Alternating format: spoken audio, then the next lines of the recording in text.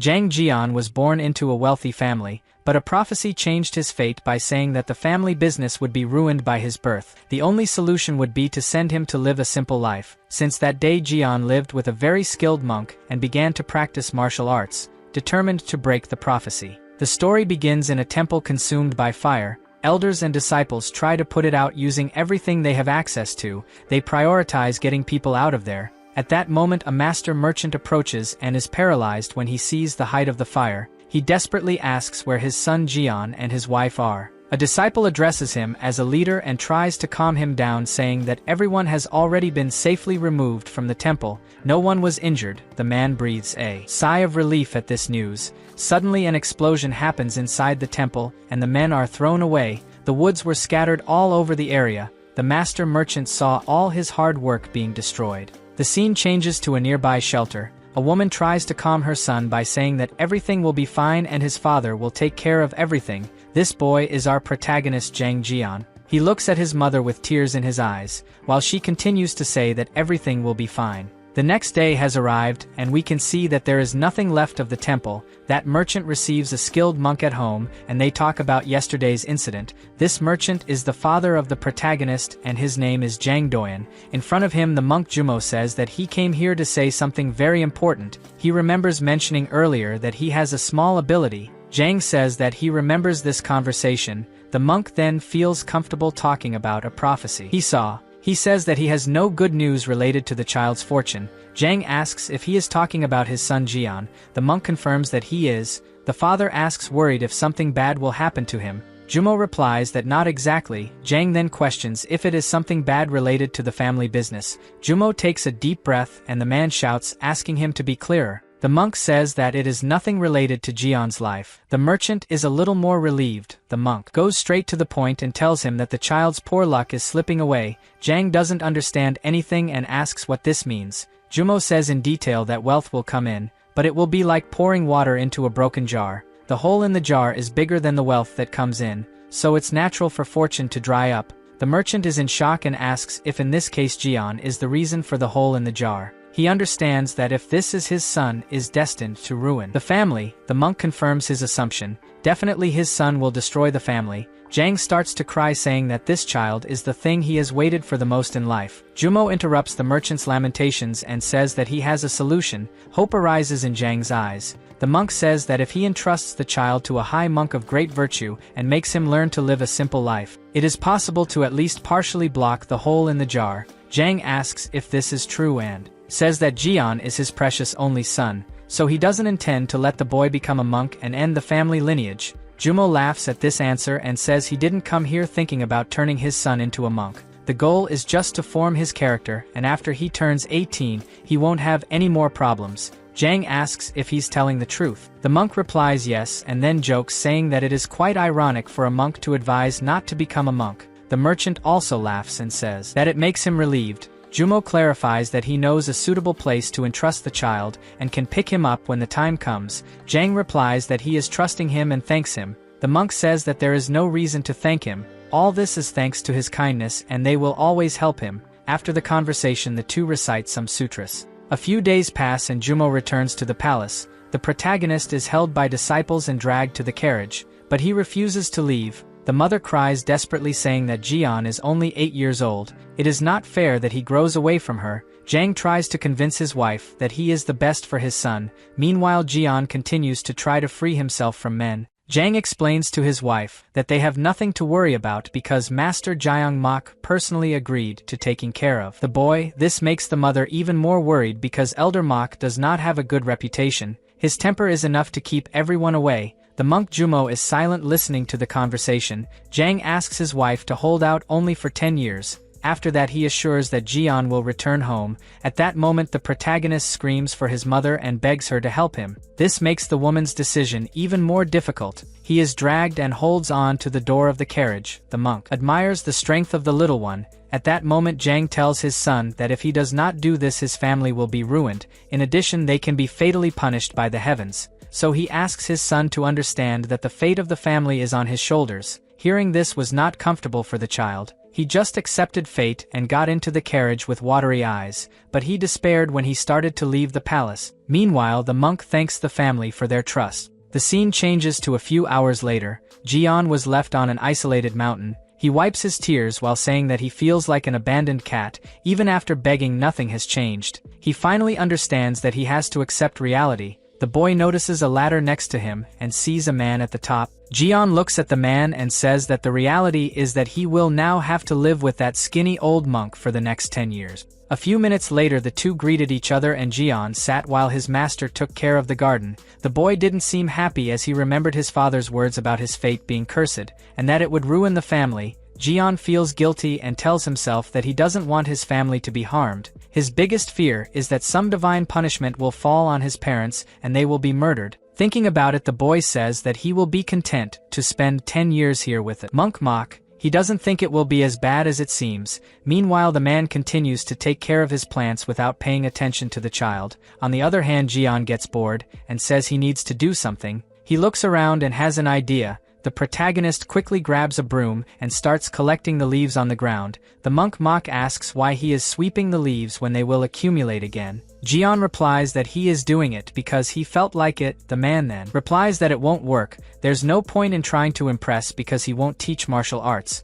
The protagonist thinks the bald man is crazy and immediately says he doesn't want to learn any of this and isn't even trying to impress. Mock feels that Jian is just playing hard and says that he is typical of a merchant's son. Then he says again that he has no intention of teaching him Shaolin martial arts. This insistence makes the protagonist angry, and he seriously says that he didn't come here to learn martial arts. The answer bothers the man, and he feels that he is being belittled by the brat. The monk mock does not like to deal with people, and thanks to this he spent 30 years living alone on this mountain. He also refused to accept disciples, claiming that he was a nuisance and that he did not have enough skill to teach. This lasted for many years, until last week he was summoned by a superior monk. He told Mock that loneliness becomes unbearable when you get old, especially with no one to talk to, so he advised him to consider bringing that boy to live with him. Mock refused the proposal, initially saying that he didn't want to take care of any brats. But the monk said that it was a request and a destiny given by Buddha.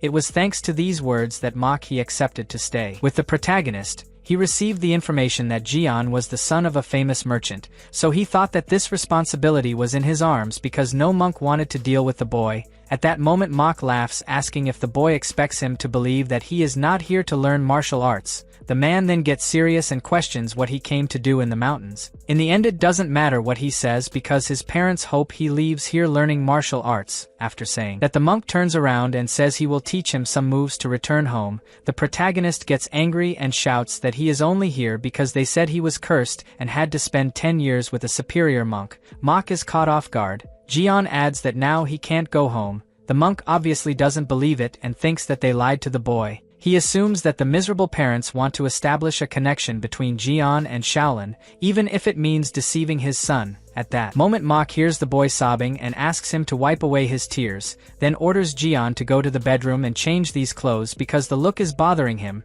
The protagonist asks what the problem is. Mock replies that the flashy clothes are an obstacle in the mountains. The protagonist says that it was his mother who chose these because they were the simplest. The monk tells him to stop arguing and go change. Minutes later, we see a table with leaves and some grains. Jian has already changed his clothes and asked if this is the food. Mock replies yes. In temples, the rule is to avoid the use of fire. Eating food touched by fire can make the person's temper become violent, and a monk would not be able to maintain discipline if he got angry frequently. The protagonist looks at the food without believing that he will have to eat something raw. On top of that, these clothes are so rough that they bother even standing still. At that moment, Mock says it's time to eat. Jian asks why he gets angry so often if he eats this food every day. The monk replies that he didn't feel angry today and asks where he got it from. The protagonist soon replies that he heard his curses at him. This makes Jian believe that the monk is so hateful that he is giving him this inedible food. Mock is annoyed that his meal is being called inedible. This is the first time anyone has the courage to treat him like this. The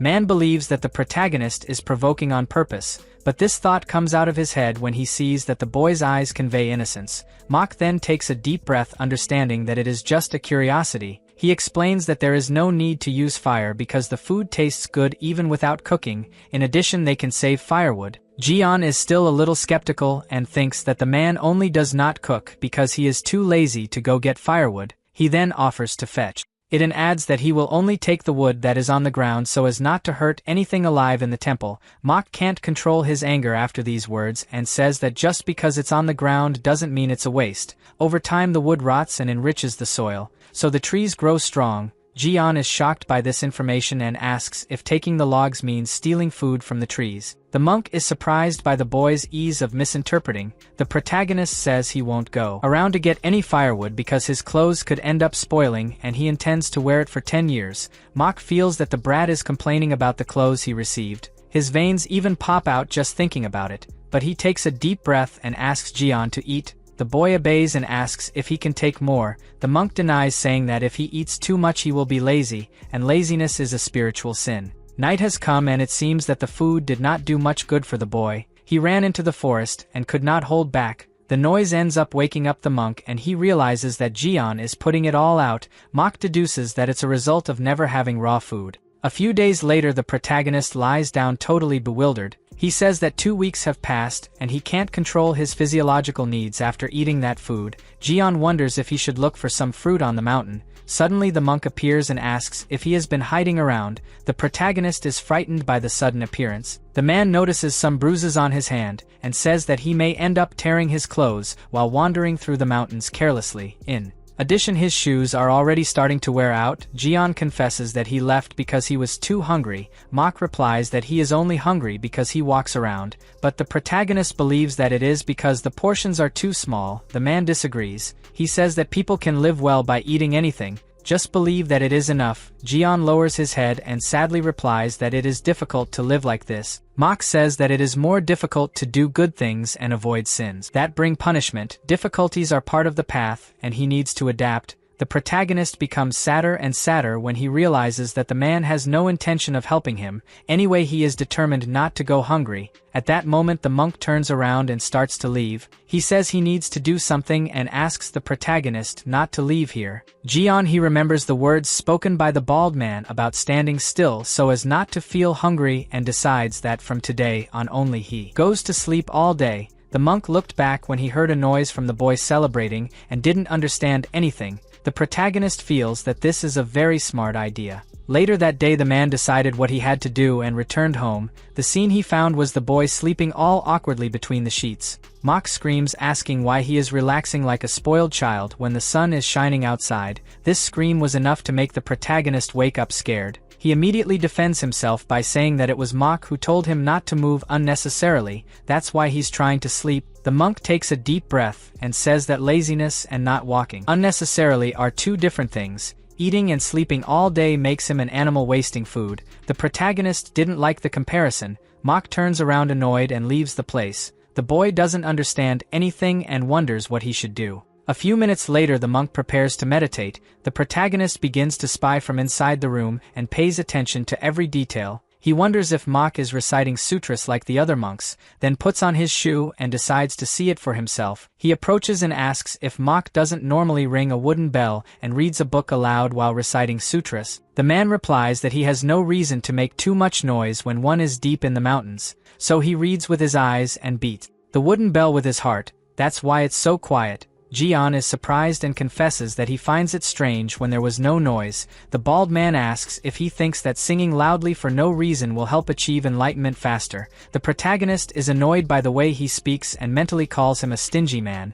He believes that the monk avoids making noise because he doesn't want to feel hungry. At that moment Mok asks the boy to stop disturbing his meditation. Jian obeys and returns frustrated to the room. He feels that it doesn't matter what he says because in the end he will always get scolded. Suddenly a light goes on in the boy's head, and he has an idea. The protagonist thinks that if he imitates everything that old man is doing it will be better. Maybe he can get some tips if he observes how he moves little and doesn't get hungry. The next day arrives and the disciples wake up when the sun has not even risen yet. They clean the whole temple and tidy up things. At that moment the monk gets up and in an instant he organizes all the blankets. The protagonist realizes this and is shocked, thinking that it is magic. Mok looks at him and says that if he has woken up early he should not lie down like a lazy person. After that the man comes out and stars in him quickly arranges his sheets. He tries to imitate the man, but it gets a mess, so He just leaves the sheets the way he got and leaves. Jian begins to follow the monk and hides behind the trees so as not to be discovered.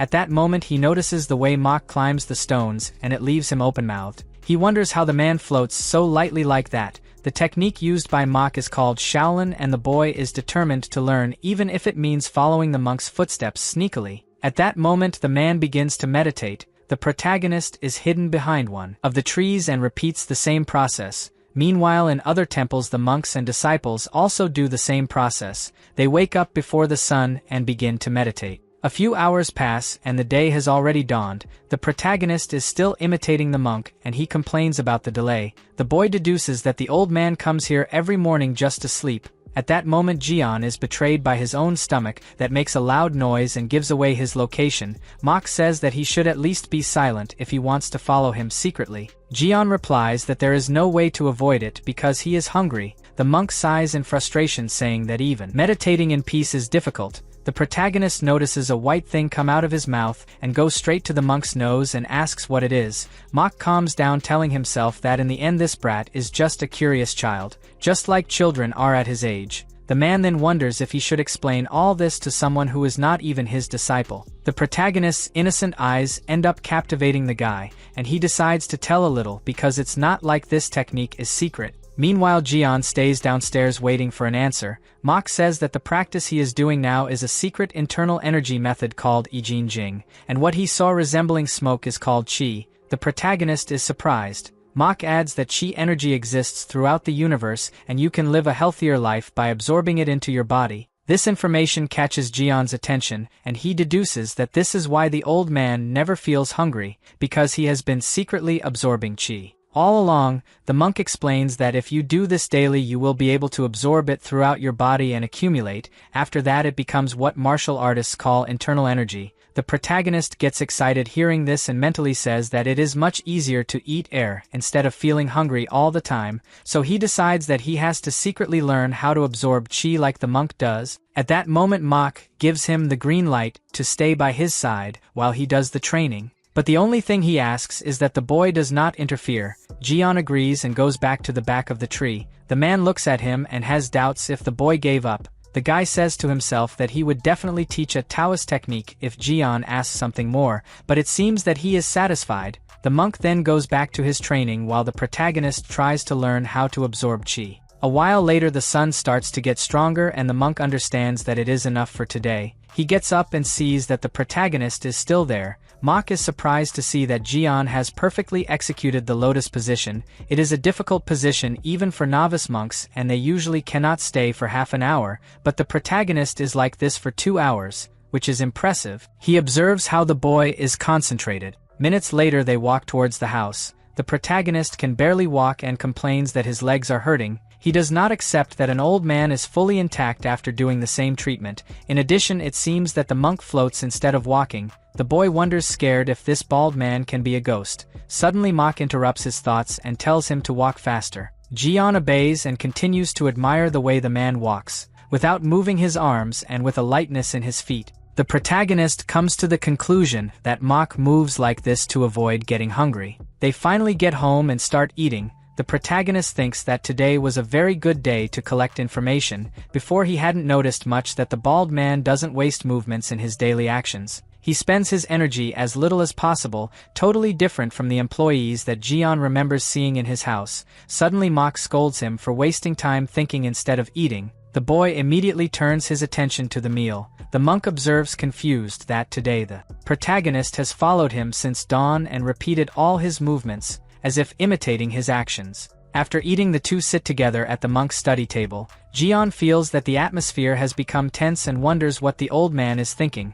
At this moment Mok says that the book that the boy took is basically about teachings and duties for monks. It is difficult for an 8-year-old child to read alone. Jian agrees that the scripture is too difficult for him. The monk replies that he has no need to make an effort because he is not even a disciple of Buddha, so he has no obligation to learn. Jian replies that he understands. Mok admires the way the boy always answers, clearly and precisely. He thinks he may have to buy something from the brat's age, at least for him to feel more included. Soon the monk shakes his head negatively and wonders why he would do this for this child. After all, at some point he will get tired and give up reading. At that moment Jian gets up and looks for another book on the shelf, still complaining that his legs are numb. At least now he doesn't feel so hungry. Suddenly he hears a noise outside the house and asks what the old man is doing. Mok does his daily exercise and Jian repeats the movements. The guy looks scared, wondering if this brat intends to imitate him all day because he has nothing else to do. Mok decides to make it difficult to see how far he can go.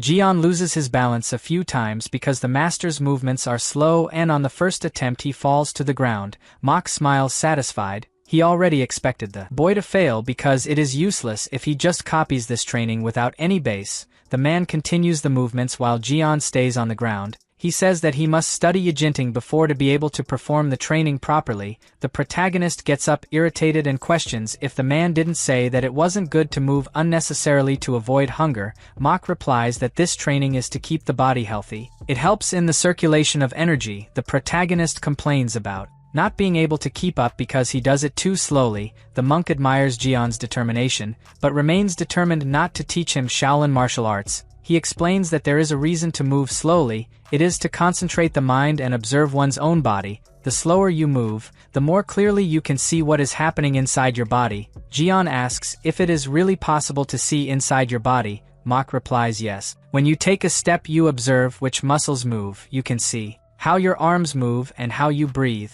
After getting used to it, it is easy to understand even the hair of your body. Jian does not see the importance of knowing this. The monk takes a deep breath and wonders if he will have to draw. Anyway, the man decides to simplify and says that the human body is composed of hundreds of bones, thousands of blood vessels, muscles, and the 8 extraordinary meridians that serve as a source of vital energy. All connect to each other. The protagonist touches his belly and says that this is why he feels so hungry. The man realizes that in the end Jian will always find an excuse to say that he is hungry. He turns his back and says that the boy can eliminate unnecessary movements and focus more energy on the essential parts. At that moment Jian is paralyzed. He remembers that his father always said about getting the greatest effect with the least effort. Things finally make sense in his head and Jian understands that it cannot be a coincidence. He then tells the monk that he will try his hardest, which leaves the man completely surprised, and he says that if the protagonist continues like this, he may even secretly teach him some martial arts moves before sending him away. The scene changes to the main hall of the Shaolin Temple.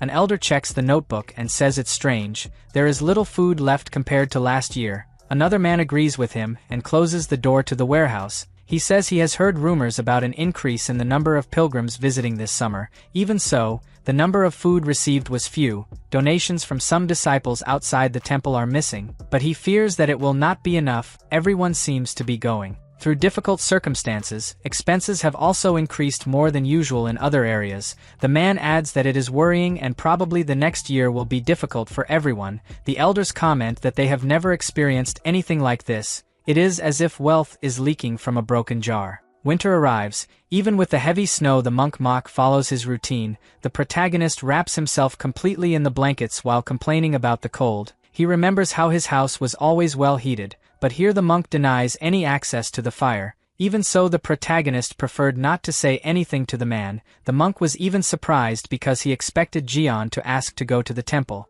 but he didn't say a word. Mok understands that he can't let the situation continue, because the boy could end up passing away from frozen, since his body is not prepared to withstand this temperature. His reputation would be much worse if he let the son of a famous merchant pass away. Then the monk decides to check if the oven is still working. Meanwhile, the protagonist keeps repeating to himself that he won't be a burden to his mother. A little later the fireplace is turned on and the boy is warmed up. Mok complains silently that the chief monk left a child in his care, even though he knows he hates dealing with people. At that moment he puts the wet towel on Jian's forehead while the boy is sick. Mok says it's very strange. The cough keeps getting worse even with the room hot and the fever hasn't subsided. The monk thinks about whether he should go to the main hall to get some medicine, but people may ask why he didn't take care of the boy properly. The bald man is in doubt about what to do because he has never come across a situation like this before. Meanwhile, Gain continues to get worse and coughs violently. Mok takes off his shirt and asks him to sit down for a while.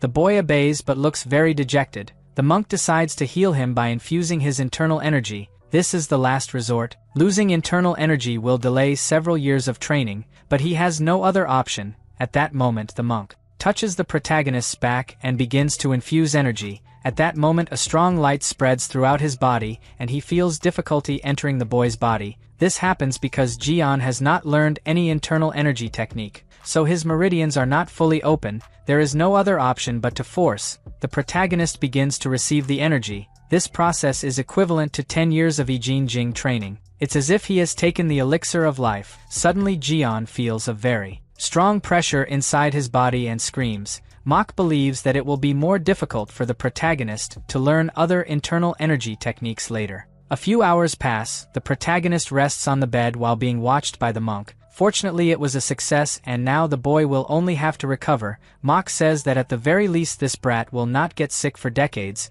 Even if he is seriously injured he will recover much faster than the others. But the man regrets having lost 10 years of training. He decides to take it as if he had saved a poor soul. Mach checks on the boy and feels a little guilty for having neglected him. In addition to getting sick, the boy became much thinner than expected. When he got here he looked much healthier. Mach takes a deep breath thinking he made a lot of mistakes. He always believed that he should keep as much distance as possible from people, but now he is feeling sorry, a feeling that had been excluded from his life many years ago. Your disciple. At this moment Mach is positioned to begin his meditation and thinks that perhaps understanding the suffering of others will help him to eliminate his own attachments. He may even find the path of wisdom that Buddha spoke of. 3 days later the snow decreases considerably. Mach asks if Jian has finally woken up. The boy says he feels more refreshed than usual and asks how long he slept. Mach widens his eyes surprised that the brat doesn't remember anything. He also seems to be unable to notice the changes in his own body. After that the two will meditate outside. Jian doesn't feel cold even sitting in the snow and thinks that now he will finally be able to fill his lungs with air. The bald man looks at him believing that this time his training will be easier. After all his meridians were opened during the complete cleaning of the body, Mach hopes that the boy will take advantage of the opportunity. Anyone would have spent a fortune for it. At that moment Jian follows the monk's movements, hands on his knees with palms facing up and inhaling slowly through his nose. The boy remains determined. On the other hand the monk thinks that if he taught martial arts now, this brat could become a very skilled warrior, but he soon tells himself that this thought is useless. To do so he has to teach as a lay disciple and get the permission of the head monk. In addition he believes that the protagonist's physique is not suitable for martial arts. These thoughts end up distracting the monk throughout the training. A few days later the protagonist continues the usual training. Suddenly he feels a slight tingling in his nose and abdomen when he inhales. The boy realizes that he is finally gathering energy. He smiles saying that it was worth following the master. At the end of the afternoon the monk approaches to see how the brat is doing and notices that he seems excited. In addition the bald man felt a different energy in today's training. This makes him think that the protagonist may have learned the Dantian breathing technique. The monk quickly jumps from the stone in disbelief. He says that there is no way the brat can do this on his own since he never learned. It is probably the energy of his own cultivation that is still circulating in the environment, but as soon as he lands on the ground this thought disappears. The man feels his body heavy and assumes that it is from the loss of the 10 years of internal energy at once. He passes by the protagonist and says that is enough for today. Jian asks for a few more minutes, but soon realizes that the monk is not in a good mood and obeys. The next day the snow is almost all gone. Jian celebrates that he can now see through his body. He raises his hand saying that he can even lightly feel the breeze passing through each strand of hair. The monk feels a strange energy again, but assumes that it is his own. He soon explains to the protagonist that the cultivation of reverse energy improves muscles and bones to suit martial arts. This means that if he learns the martial arts of Shaolin while in a state of reverse energy cultivation,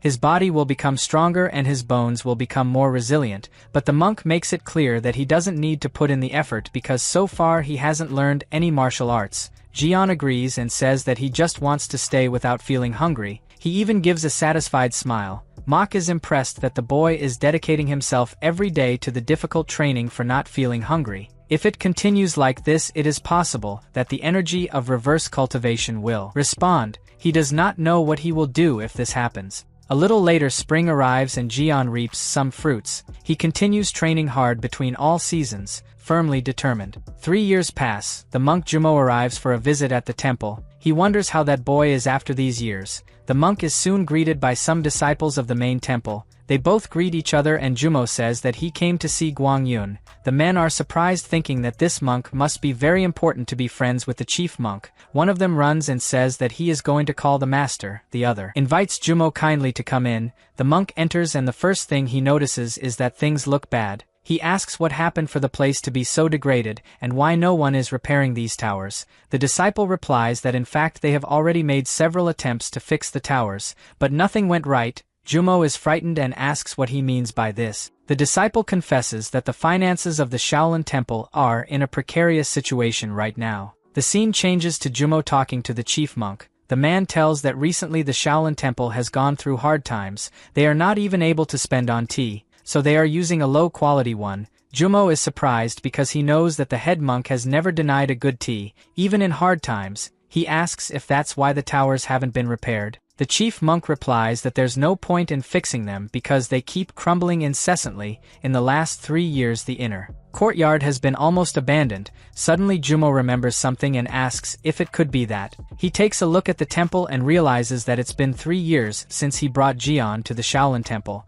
The monk wonders if the boy's bad luck could affect this place. It's a bit absurd to think that because this is the renowned Shaolin Temple, in addition the protagonist was not even accepted as a disciple. He just came to the nearby mountain to be taken care of, so it doesn't make sense that the Shaolin Temple is collapsing because of him. Jumo believes that it is only a coincidence and tells the chief monk that as much as it is not normal, he can help with money from his sect. The chief monk kindly thanks him for the generous offer, but explains that fortunately the harvest in Sadap has been abundant every year, so they don't have to worry about food. Jumo is scared to hear this because it is exactly part of the prophecy about the protagonist. Things go well but there are always more expenses. It is like trying to fill a leaky jar. Jumo starts to back down and the head monk asks if he is already leaving. Jumo replies that he intends to hold 10,000 worships for Shaolin in the temple hall. The man asks scared why he is going so far through the temple. The truth is that Jumo feels guilty for bringing the protagonist here and all this happened, so he doesn't think it's fair to stand by doing nothing.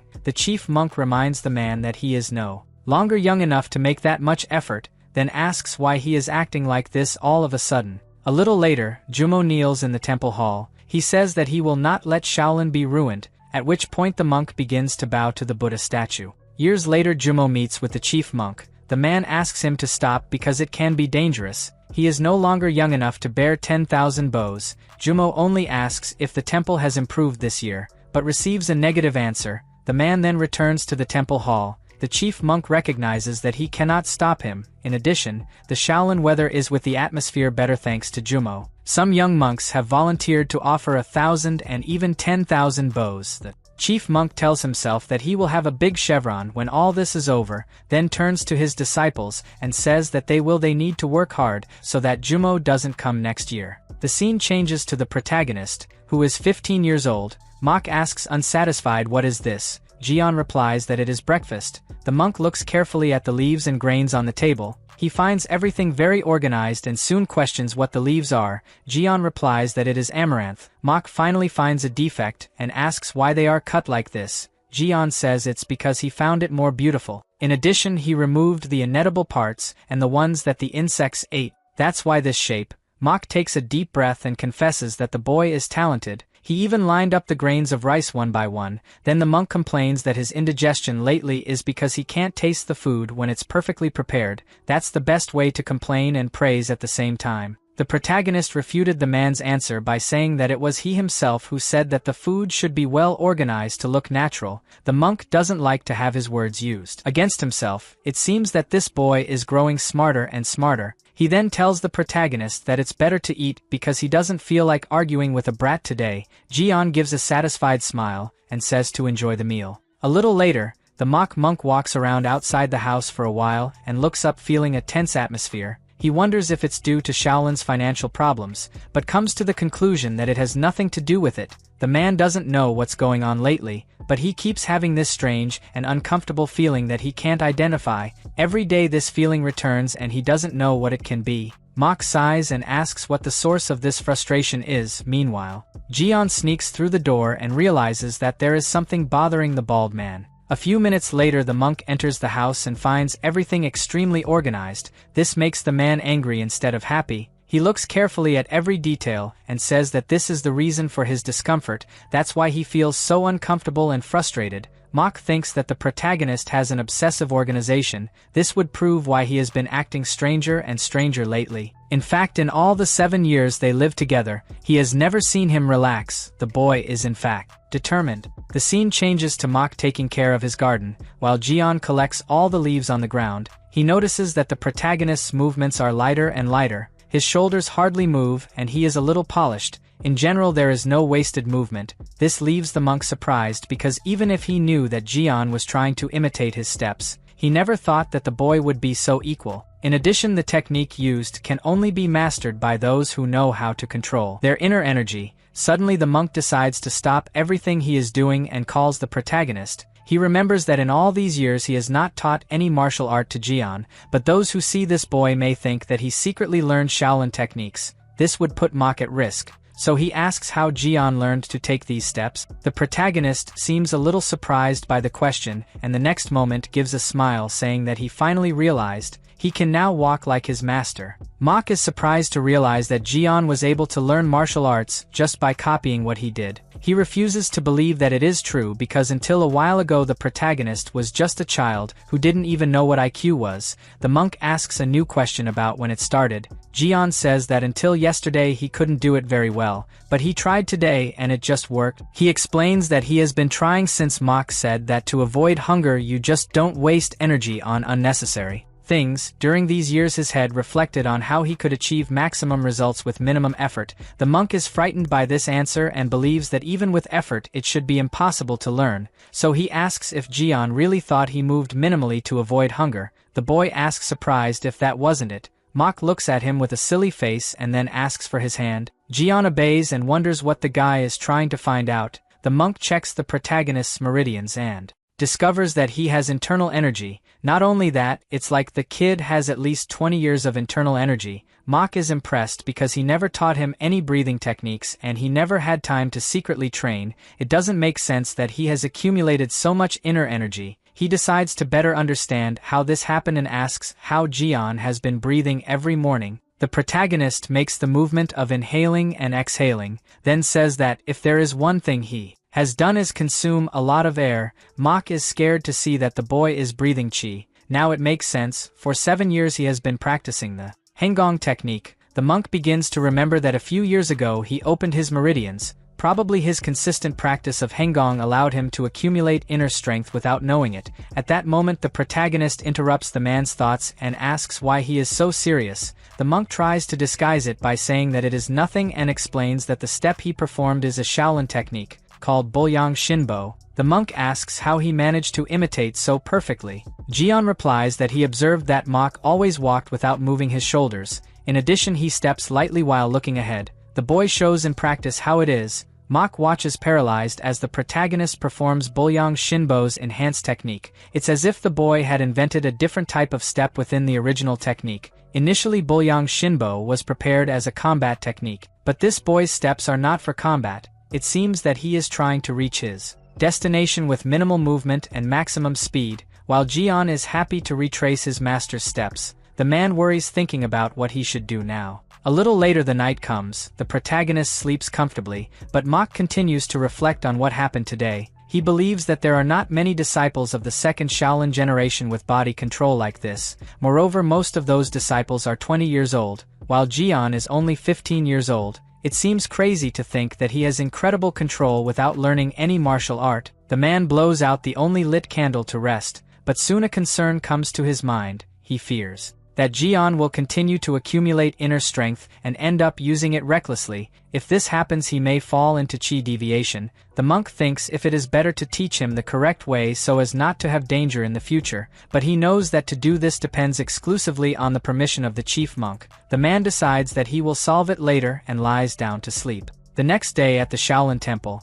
the chief monk receives a visit from the supervising monk and says that it is fortunate that donations are returning to normal. Finally the difficulties are being resolved. The supervising monk named Going says that he is sure that the finances will recover soon, it is only a matter of time. The chief monk says that the last few years have been very stressful. Now everything is going back to normal. At this moment the monk takes his rosary while saying that everything is thanks to Jumo. Buddha did not ignore his virtuous acts and accepted his bows. Going agrees and asks if the chief monk does not intend to talk to the administrators now that things are improving. The man seems confused by the question. The supervising monk says that it is rare for so many disciples to face financial problems at the same time, but it may end up happening again and they need to be prepared, such as increasing the temple assets to avoid similar situations in the future. The chief monk firmly replies that it's not possible. Many people are starving right now and can pass away if they don't help. The supervisor is a little shocked by his tone of voice. The chief monk adds that they are monks before being members of a martial sect, so the main goal is to help everyone. Going quickly apologizes and says he won't talk nonsense anymore. The monk smiles and says that everything is fine. The scene changes to the protagonist in the middle of the forest eating the fruits he collected. He is happy to have walked so far without feeling hungry. His thoughts go back again to his master and Jian remembers that the man has been very quiet lately. He complains about trying to guess and says that none of this would be happening if the bald man spoke openly. Suddenly a breeze passes behind him and a voice asks what the boy is eating with such excitement. The protagonist is so scared that his fruits fall to the ground. He stutters asking who the man is. The monk apologizes for the fright. Meanwhile the protagonist stays on the ground with his face scared because he did not feel the presence of this man. He notices his clothes and deduces that he is from the Shaolin Temple. Thinking about it, the boy decides to politely greet the man and introduces himself as Jian, then says that he lives with the monk Mok. The guy asks surprised if he lives with Mok. The protagonist questions if he knows him. The man observes the boy's clothes and says that it really makes sense for him to live with Mok. In the next moment he confesses to Jian that he has seen him several times. This leaves the boy surprised because he doesn't remember the monk. The guy asks if it wasn't him who was eating some mountain fruits a few days ago. He remembers seeing the boy use the Yangjosu technique to get the fruit. Then he used the Kpolyang Shinbo step technique. The monk wonders if Mok taught these movements, but remembers that he does not accept any disciple. Of all this, the most surprising thing is to know how the boy managed to live with someone as strict as Mok for 7 years. The protagonist asks if the man also finds his master strict. He confesses that it was very difficult when he arrived here. In fact, Mok scolds him to this day. The man laughs and says that Mok really is like that, but Jian is confused and asks who he is after all. The monk realizes that he has not introduced himself so far and says that his name is Hong-O. His level is higher than that of the current head monk of the Shaolin Temple. After the introduction he asks if the protagonist is a disciple of Mok. Jian immediately denies it and says that they only live together. Hong says that this is strange because he is sure he saw him wearing Bolyang Shinbo a short time ago. The protagonist replies that he heard Mok say the same thing, but he doesn't even know what it is. The monk is surprised and asks if he doesn't know it's a martial art. Jian replies that he's never practiced any. Hong says it's strange because he clearly mastered martial arts, then asks to see his hand. The man tries to look at the protagonist's meridians, but it doesn't work very well and he feels a very powerful force blocking his internal energy. Hong tells himself that this is admirable for someone his age. On the other hand, Jian can't stand showing his hand to these bald men anymore. A few minutes later they continue talking. Jian reports that Mok said there was something strange about him and feared that something serious would happen, but he doesn't know what it could be. Hong shakes his head negatively saying that it could be a calling. It could be yes and it could be not.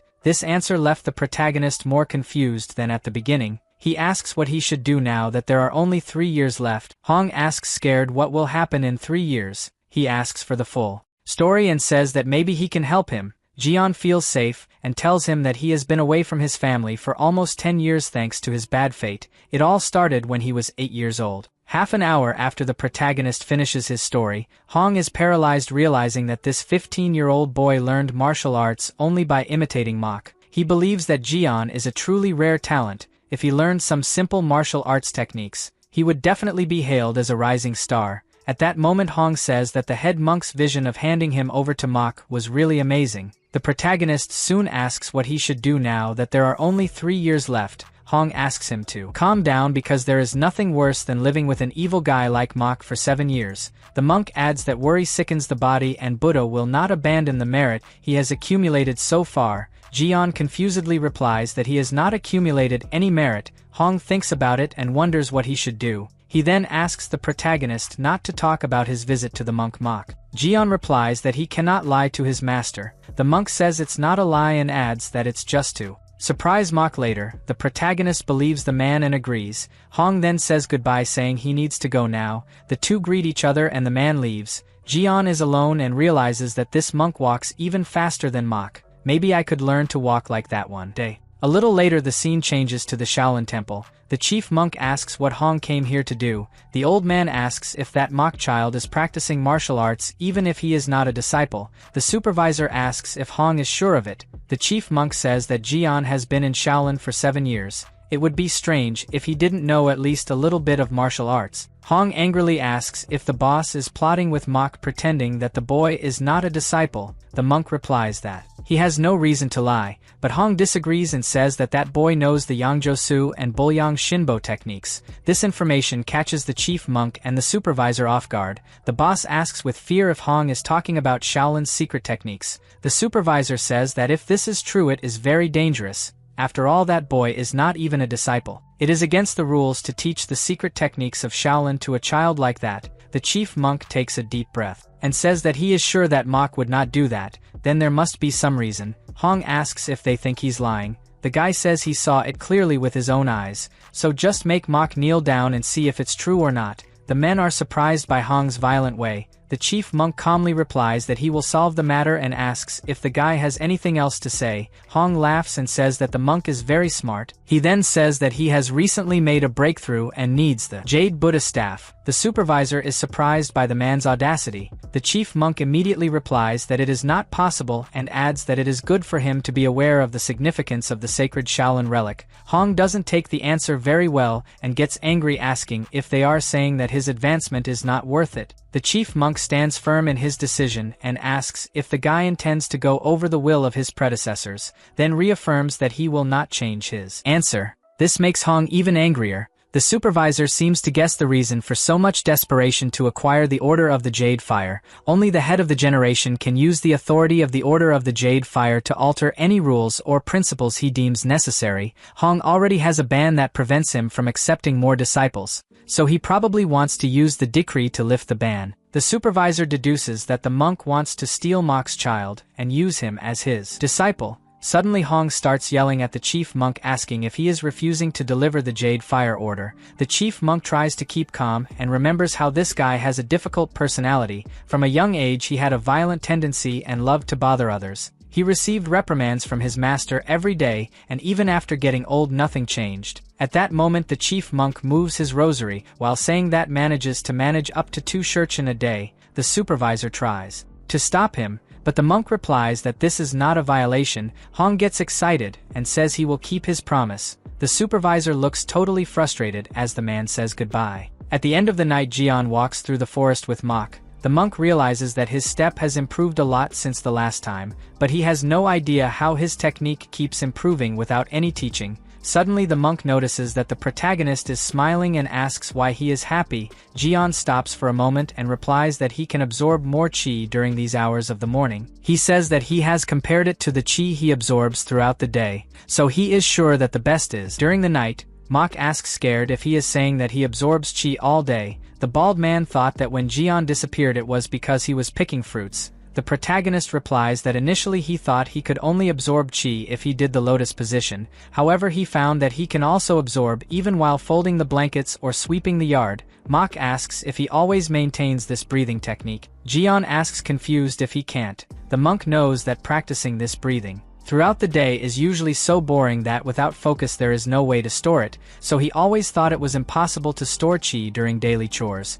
But this would explain how the protagonist has so much energy internal. The monk then tells the boy that doing the technique recklessly will not increase his martial arts skills. Jian soon replies that he has not learned any martial arts. Mok asks surprised if he knows that trying to store chi constantly will not produce significant results. The protagonist replies yes. He only does this during the day because he has already gotten used to it. Mok starts to sweat cold, realizing that the protagonist does not understand the danger he is in. If he keeps accumulating internal energy without control and tries to use it in a clumsy way, it can result in a deviation of chi. Meanwhile Jian looks at him without understanding anything. The next day the two wake up early and go to training. Mok observes Jian and tells himself that he is afraid that someone will find out about it. He has no way to hide this presence for long. Thinking about it, he decides that telling the chief monk is the best choice to protect Jian. The scene changes to Hong's house. He asks one of the men why he is refusing the tea. The white-haired man is the saint of the sword.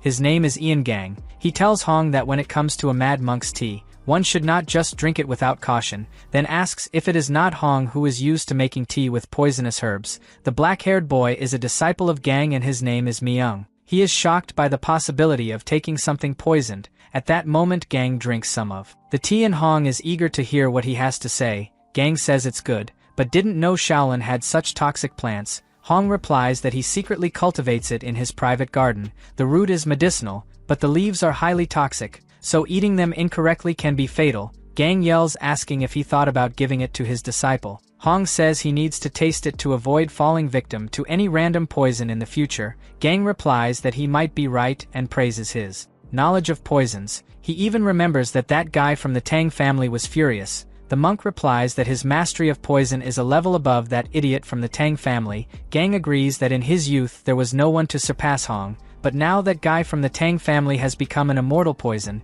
Myung recognizes this name and is surprised because the immortal poison is one of the 10 best masters of martial arts. It is strange to think that the immortal poison of the Tang clan once stood below Hong in poison domain. Gang says that it is not that shocking and remembers that he has already lost to Hong in the sword technique. Myung asks scared if his master is seriously. Gang says it's true and that Hong is a great genius. His techniques in his youth were untouchable. Even his clan was left behind. Hong yells asking why the guy is remembering these old stories. Then says that if he can't achieve enlightenment, it will be all his fault. Gang agrees to stop talking. If he admits defeat, Hong reaches the height of stress and asks if he came here just to bring it up again. The gang takes a deep breath and says that for the sake of the Shaolin Temple, it would be good if the man passed on his martial arts. The monk refuses this idea and tells him to take care of his own sect. Gang then asks him to admit that he lost, since his only disciple was Mok and he didn't learn martial arts. Gang adds that it's too late for the man to get another disciple, so he should just give up and confess that he lost the bet. Myung silently observes the discussion and comes to the conclusion that this bet was part of the internal conflict of the two masters. This is because they had many different opinions about martial arts, and to solve the problem they created disciples. So they bet that the result among the students would decide who was right. At that moment Hong says that everything would have been different if Mok was not so stubborn. Anyway, the man is not willing to accept defeat and asks Gang to wait a few more years. Gang feels hope when he hears this and asks if Hong has found any promising students to continue his legacy. The monk just replies for him to wait a few years. The guy starts joking saying that he hopes to be alive when this child can surprise them. Hong replies with fire in his eyes that he just needs to stay alive for 5 more years. This statement left both the master and his disciple surprised. Gang realizes that this guy is looking to get into trouble again. The scene changes to Mok at his house. He becomes thoughtful after receiving one of the chief monk's disciples at his home. The man asked him to go to the temple and take the child.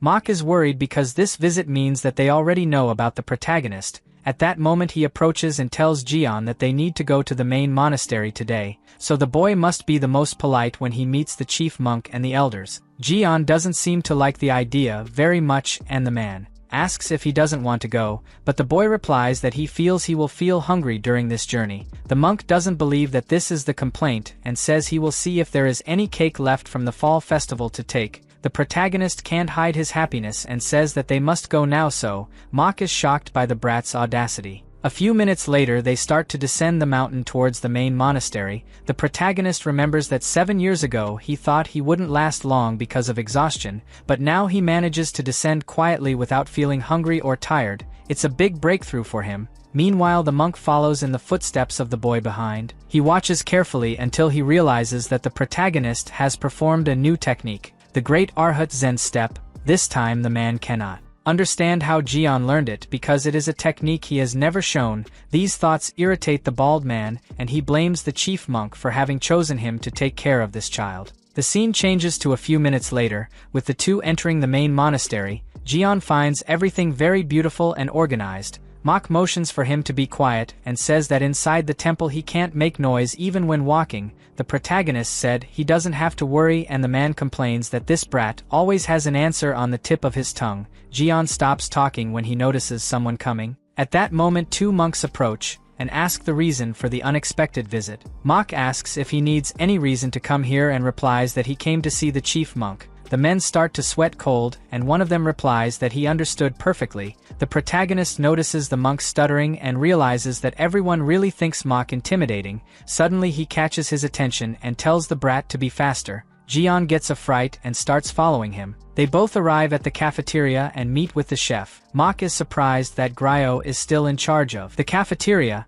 The guy replies that he gets restless if he is not working. As they talk, the protagonist stares at the cafeteria wondering if this is where all the food in the Shaolin Temple is done. Gryo soon notices the boy and asks if the monk has accepted a disciple. Mok asks if the guy can't see this boy's hair. It's obvious that he's not a disciple, just a child who is in his care. The guy gives a smile and greets the protagonist. Jian also responds happily. Mok asks Gryo to take care of the boy and serve some cakes while he goes to talk to the head monk. Jian and Gryo like the idea, so Mok says goodbye to the two and starts to leave. The chef asks the protagonist to wait a while he goes to get him a candy. The boy is obviously happy and thanks. The next moment the chef comes back with 3 moon cakes. The protagonist looks at that dessert as if he were in heaven. His eyes shine, and he says that it looks much more beautiful than those in his house. Jian even cries with happiness and prepares to eat. At the first bite he feels that he is in paradise, and that he has found true joy.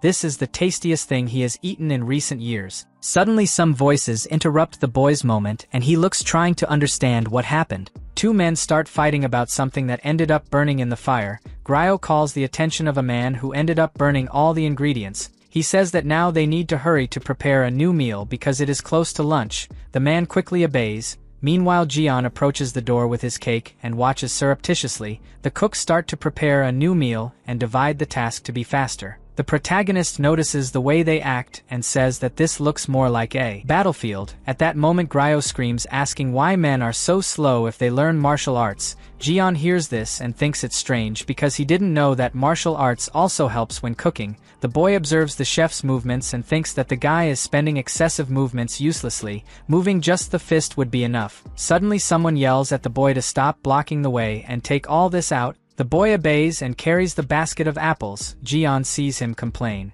that he won't be able to peel all this by himself before mealtime, so feeling bored he decides to help him pass the time, but the child refuses, saying that this is his job. Jian says that he is very good at peeling apples, and in addition he will be sorry if he can't finish it on time. The boy asks surprised if he really wants to help, and the protagonist smiles. Some time later the two start the work. As we can see, the protagonist lied when he said he was good at peeling apples. The boy tries to teach by saying that it is necessary to peel the skin very thin, otherwise the chief monk will scold him. Jian feels bad for not being able to cut a simple apple. The boy says that the fault may be the wooden knife. The protagonist thinks about it and asks if he can't use a steel knife. The boy replies that the chief monk thinks he's too young to use a metal knife. He sighs tiredly and says that today he will be scolded. At that moment Jian looks confidently at the apple as if it were his biggest enemy and says he'll solve it. After all, it shouldn't be that difficult. The scene changes to the chief monk saying goodbye to the gang. He notices the disciple Myung and feels that he has the potential to be the new star in the martial world. Mok has a familiar feeling and mentally says that Myung is very similar to Jian, but what is making him doubt is the fact that the sword saint comes to the Shaolin Temple. The chief monk explains that he came to visit Hong and probably brought his disciple to pay tribute. Mok says that Hong is not exactly friends with the gang to pay tribute. At that moment the chief monk notices something strange and asks where is the child who asked him to bring. Mok replies that he left the boy in the cafeteria for a moment and asks if the guy has any serious matter to talk about with him. The monk replies that he was just curious. While they talk, the protagonist continues in his difficult job of peeling an apple. The head monk tells Mok that maybe it's time to take on a disciple. After all, he has been with the boy for 7 years and must have already created a bond. Mok reminds him that he was alone for years and decided not to have any students. The monk asks if he means that he will leave this child aside irresponsibly. Mok is scared by this question and believes that the master already knows that Jian is learning martial arts. Letting someone use skill without having a master is very dangerous and against the rules. He asks how the man knew. The monk replies that it's been 7 years, it's not strange. That the child has learned 1 or 2 techniques. The only problem with all of this is that he's learning the combined techniques. Mok tries to explain that he didn't teach anything, but the master points out that the skills came from him, which means he's responsible. Mok understands and asks if they can accept someone who is from outside the sect. The monk says that he has already contacted Jion's family and received permission. This surprises Mok, because he didn't think that the master would be so far ahead. The monk explains that he did it because the children they have little potential, so it's good to invest in someone with true talent. He says that Mok can choose not to be the boy's master, but if he refuses he will have to be punished for teaching martial arts to a child who is not his disciple. Jion will be punished with the cutting of his meridians. Mok's punishment would be to live in seclusion for the rest of his life. The monk asks if he is really willing to go that far. Mok looks incredulous and thinks that it would not be so devastating for him to live in seclusion, but he could not let the protagonist suffer so much. At that moment the monk offers another option if Mok does not want to accept a disciple. The man asks what it is. The master says that he cannot leave a child out there using the Shaolin martial arts without any direction, so he will ask the senior monk Hong to be responsible for the boy. This is the worst option that Mok could receive, and he shouts that he does not accept this. Meanwhile, Gang and his disciples start walking towards the exit of the temple. The leader says that he had another vision of Shaolin, but in fact it is just another big temple. Even so, his Wasan sect has never surpassed Shaolin even once. Myung is surprised and asks if their sect is not currently the best in the martial world. Gang laughs and explains that when people say the best, they don't include Shaolin. All 8 sects are nothing when compared to Shaolin, so they can't afford that. Myung replies that he doesn't understand how Shaolin can be the best if he currently doesn't have any exceptional talent. Gang says that's why he's worried. The disciple asks him to explain better what he is trying to say. Gang says that Myung has a talent that soon everyone will see and he will be like an incomparable figure. When that day comes he will face Shaolin, so he asks the boy to be attentive to each disciple of this temple. Myung thanks the leader for his words and says that he will never betray his expectations. Gang touches his shoulder and asks him to understand that this is also a wish of the Wasan sect. Soon they will beat Shaolin and sees Hong's face of disappointment. Gang takes a step when he suddenly feels a pressure on his body. He stops immediately and uses his ability to see who owns this aura. Gang soon finds the protagonist cutting the apples. He asks surprised if there is something like this in Shaolin, then turns his back and says he needs to see something. Myung doesn't understand anything and follows his master. At that moment he shows a perfectly peeled apple to the boy, who confesses that he has never seen anything like it. Even the chief monk can't do that. He praises Jion, saying that it was amazing. Meanwhile, the protagonist tries to do the same with another apple and complains that it is very difficult to make it perfect. The boy encourages him to continue. Jion thinks of a way to peel it in a perfectly round shape. Suddenly someone approaches from behind him and the boy asks who these people are. Gang replies that they are visitors to the temple and asks if he can watch what the boys are doing. Jion keeps peeling his apple and feels uncomfortable with these guys standing watching them. He ends up losing his skin by getting distracted. On the other hand, the men keep staring. Myung doesn't understand until now what his master came here to do. He then activates his ability and can perceive the strong energy exuding from the protagonist.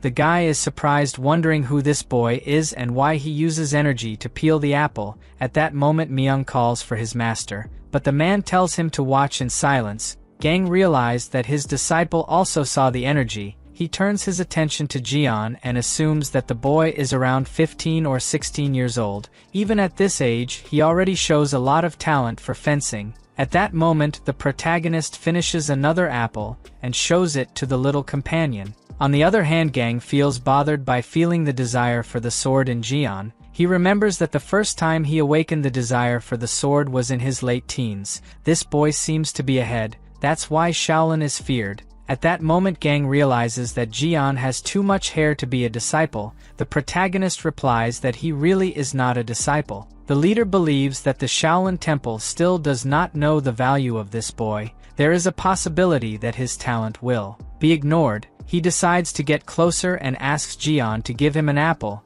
The protagonist obeys and the guy starts saying that they should use an apple peeler. Suddenly Gang starts peeling using his hand as if it were a blade. Jian looks impressed. While Myung comes to the conclusion that he and the protagonist are different, the disciple reflects that the boy's movements of cutting the apples are extremely unnatural. Only the fingertips and the wrist that held the wooden knife moved. His body remains without any movement. Myung believes that it can be difficult to fight against this child. At that moment Jian takes the apple from Gang and realizes that there is no mark on it. He wanted to do the same, but he doesn't remember exactly the man's movements. Thinking about it, the protagonist begins to think that there is something strange. Suddenly one of the monks comes running towards Jian and informs him that the chief monk is waiting for him. The protagonist quickly says goodbye to the men. Before he leaves, the gang leader invites him to visit the Hua sect someday. Jian agrees and says that when he goes he will teach him how to cut apples correctly. After that the boy runs towards the head monk. Gang tells himself that his real desire was to take this child as his disciple immediately, but it is impossible since he belongs to the Shaolin Temple. The only possibility would be to make him leave on his own. As we saw in the previous video, a disciple comes running towards Jian and informs him that the chief monk is waiting for him. The protagonist quickly says goodbye to the men. Before he leaves, the gang leader invites him to visit the Hua sect someday. Jian agrees and says that when he goes he will teach him how to cut apples correctly. After that the boy runs towards the chief monk. Gang tells himself that his real desire was to take this child as his disciple immediately, but it is impossible. Since he belongs to the Shaolin Temple, the only possibility would be to make him leave on his own. At the same time Gang remembers what Hong said about a talented boy. He quickly realizes that the monk was talking about the protagonist, but Gang finds it difficult to get a disciple out of the Shaolin Temple, so he is sure that Hong will fail. He then turns to his disciple and asks if he found it amusing. Myung confesses that he felt afraid. The protagonist's aura was enough for the guy to realize that he couldn't stop him if he had a gun in his hand and wanted to attack. Gang laughs and reassures Myung, saying that he doesn't need to be so afraid because he is also a good guy in attack. The disciple agrees that he also has qualities. After that the guys leave the temple and Gang is convinced that from today he needs to improve his skills for the next mission. He knows that Hong will insist on recruiting Jian, so you have to prepare Myung in advance for a probable confrontation. The scene shifts to the head monk's room. The conversation ends up getting intense, and a fight between the monk Mok and the monk Hong is about to happen. Jian avoids eye contact as the monks look at each other angrily. Hong punches the table and accuses the protagonist's master of not wanting to take responsibility. Mok asks where he wants to go. Hong replies that Mok always uses the excuse of not wanting to accept any disciple because of him, but the truth is that he has no ability to teach anyone. The confusion continues to happen while the protagonist and the chief monk listen in silence. Mok relives the story about the monk Hong abandoning him when he was still his disciple and nowadays uses the excuse that he tried help him. Hong takes a deep breath and puts an end to the conversation of the past. He changes the subject and asks if Mok didn't realize that the sword master invited Jian to visit the Hua sect, so it is important that the Shaolin Temple makes the protagonist a disciple before he is taken by another sect. It turns out that Mok didn't know about this conversation and screams in fright, asking what he said. Then the monk looked at the protagonist, waiting for him to explain this conversation he had with Gang about the Hua sect. Jian replies that he didn't know that man was the sword master, but he said to look for him if he went to Mount Hua. The protagonist adds that he thought it was just a friendly invitation. Hong, realizing that Jian treated the sword master like any old man, the protagonist feels completely lost in this conversation. Hong continues to try to convince Mok to accept the protagonist as his disciple because he is sure that the boy can bring glory to Shaolin, but Mok is stubborn and denies it. This makes the monk angry and he yells, asking why the guy accepted to take care of Jian in the first place. The chief monk tries to calm Hong down if they will never reach an agreement. He looks at the protagonist and explains that the Shaolin Temple is willing to accept him as a secular disciple and teach him martial arts. His master will be Hong, and he doesn't even need to shave his head to become a monk. Jian is impressed to hear that he may be a secular disciple. The head monk asks if he wants to be part of the temple. Mok expects him to give a negative answer, while Hong and the head monk expect something positive. The protagonist did not have a great desire for the world of martial arts. in fact he just wanted to turn 18 and return to his family, so he is afraid of being stuck here to always accept being a disciple. The doubt is too big for the protagonist, and he also did not want to disappoint the monks, but the desire to return home is greater and he denies the invitation to be part of the Shaolin Temple. The protagonist is sincere in explaining that he wants to return home in 3 years and does not feel like learning martial art. The fact that he does not want to learn martial arts scares the monks. Hong is annoyed that he declined the invitation and asks if the boy really thinks martial arts is for everyone. Jian replies that he doesn't think about being a monk. In fact, he just wants to work as a merchant like his father. Hong says he understands that he wants to return home, but his parents have already given him permission to stay at the temple. This information catches the protagonist off guard, and he yells that it's impossible. Jian doesn't understand why his parents would let him stay away more than 10 years. The head monk explains that becoming a secular disciple won't stop him from being a merchant or returning home, it just requires a little more time to develop the basic qualities expected of a Shaolin disciple. Jian lowers his head sadly as the monk realizes that the boy is really different. Most people pay to enter the temple, but he just wants to have a normal life. At this point Hong shouts that he only needs 3 years to train him, the 3 years he would spend living with Mok, then asks if this time is acceptable. Mok anxiously awaits the protagonist's response. Jian knows that he will be away from his family anyway during these 3 years, so maybe it's cool to learn from Master Hong. He also wants to walk without being noticed like the old man, so he can make his parents proud. Thinking about it, the protagonist decides to become a secular disciple of the temple and asks that at least he have food. Hong screams with happiness saying that he did the right thing, then realizes what Jian said and asks how long Mok made him hungry. Mok tries to answer the accusations about being a bad guy, but Hong interrupts him saying that now the boy will have food. Mok tries to say that it is a misunderstanding and the head monk starts a prayer to control the chaos in that room. The protagonist tries to understand if he was the one who caused the new argument. He finds it funny the way his master tries to explain himself. For some reason Jian feels very happy to be among these guys and thinks it will be cool to become a disciple. A little later the meeting finally comes to an end. The chief monk asks Mok to understand and accept what is happening. He believes that Hong will take good care of the boy, and anyway the Shaolin Temple needs someone like Jian. The chief monk adds that this is not his order. In fact, it is a decision of the abbot. Mok is shocked to hear this and realizes that now there will be no way to prevent Jian from becoming a disciple. After all, going against the decision of the superior among the monks will never be a healthy choice, yet Mok feels uncomfortable in the presence of his former master. He just hopes that nothing bad happens to Jian and the boy doesn't look like him. Meanwhile at the palace, the protagonist's parents receive the news that he will become a disciple of the Shaolin Temple. Zhang tells his wife that their son will learn the martial arts of the most famous temple. The woman seems worried about the possibility of him getting hurt, but the husband replies that when his son returns home, the whole village will be protected by Shaolin. Zhang also says that he made some donations to the temple, so he is sure that the son will be fine. The woman is a little more relieved knowing that. The husband replies that he would do anything for the only child they have. The woman raises the hypothesis that Jian will not do well as a disciple. Zhang replies that it is almost impossible, since a high-ranking monk famous for his wisdom considered him fit, but the woman says that she is not talking about it. She fears that her son's bad luck will bring problems to the temple. Her husband says that they went through problems a short time ago and recovered. The woman is happy and says that it is true.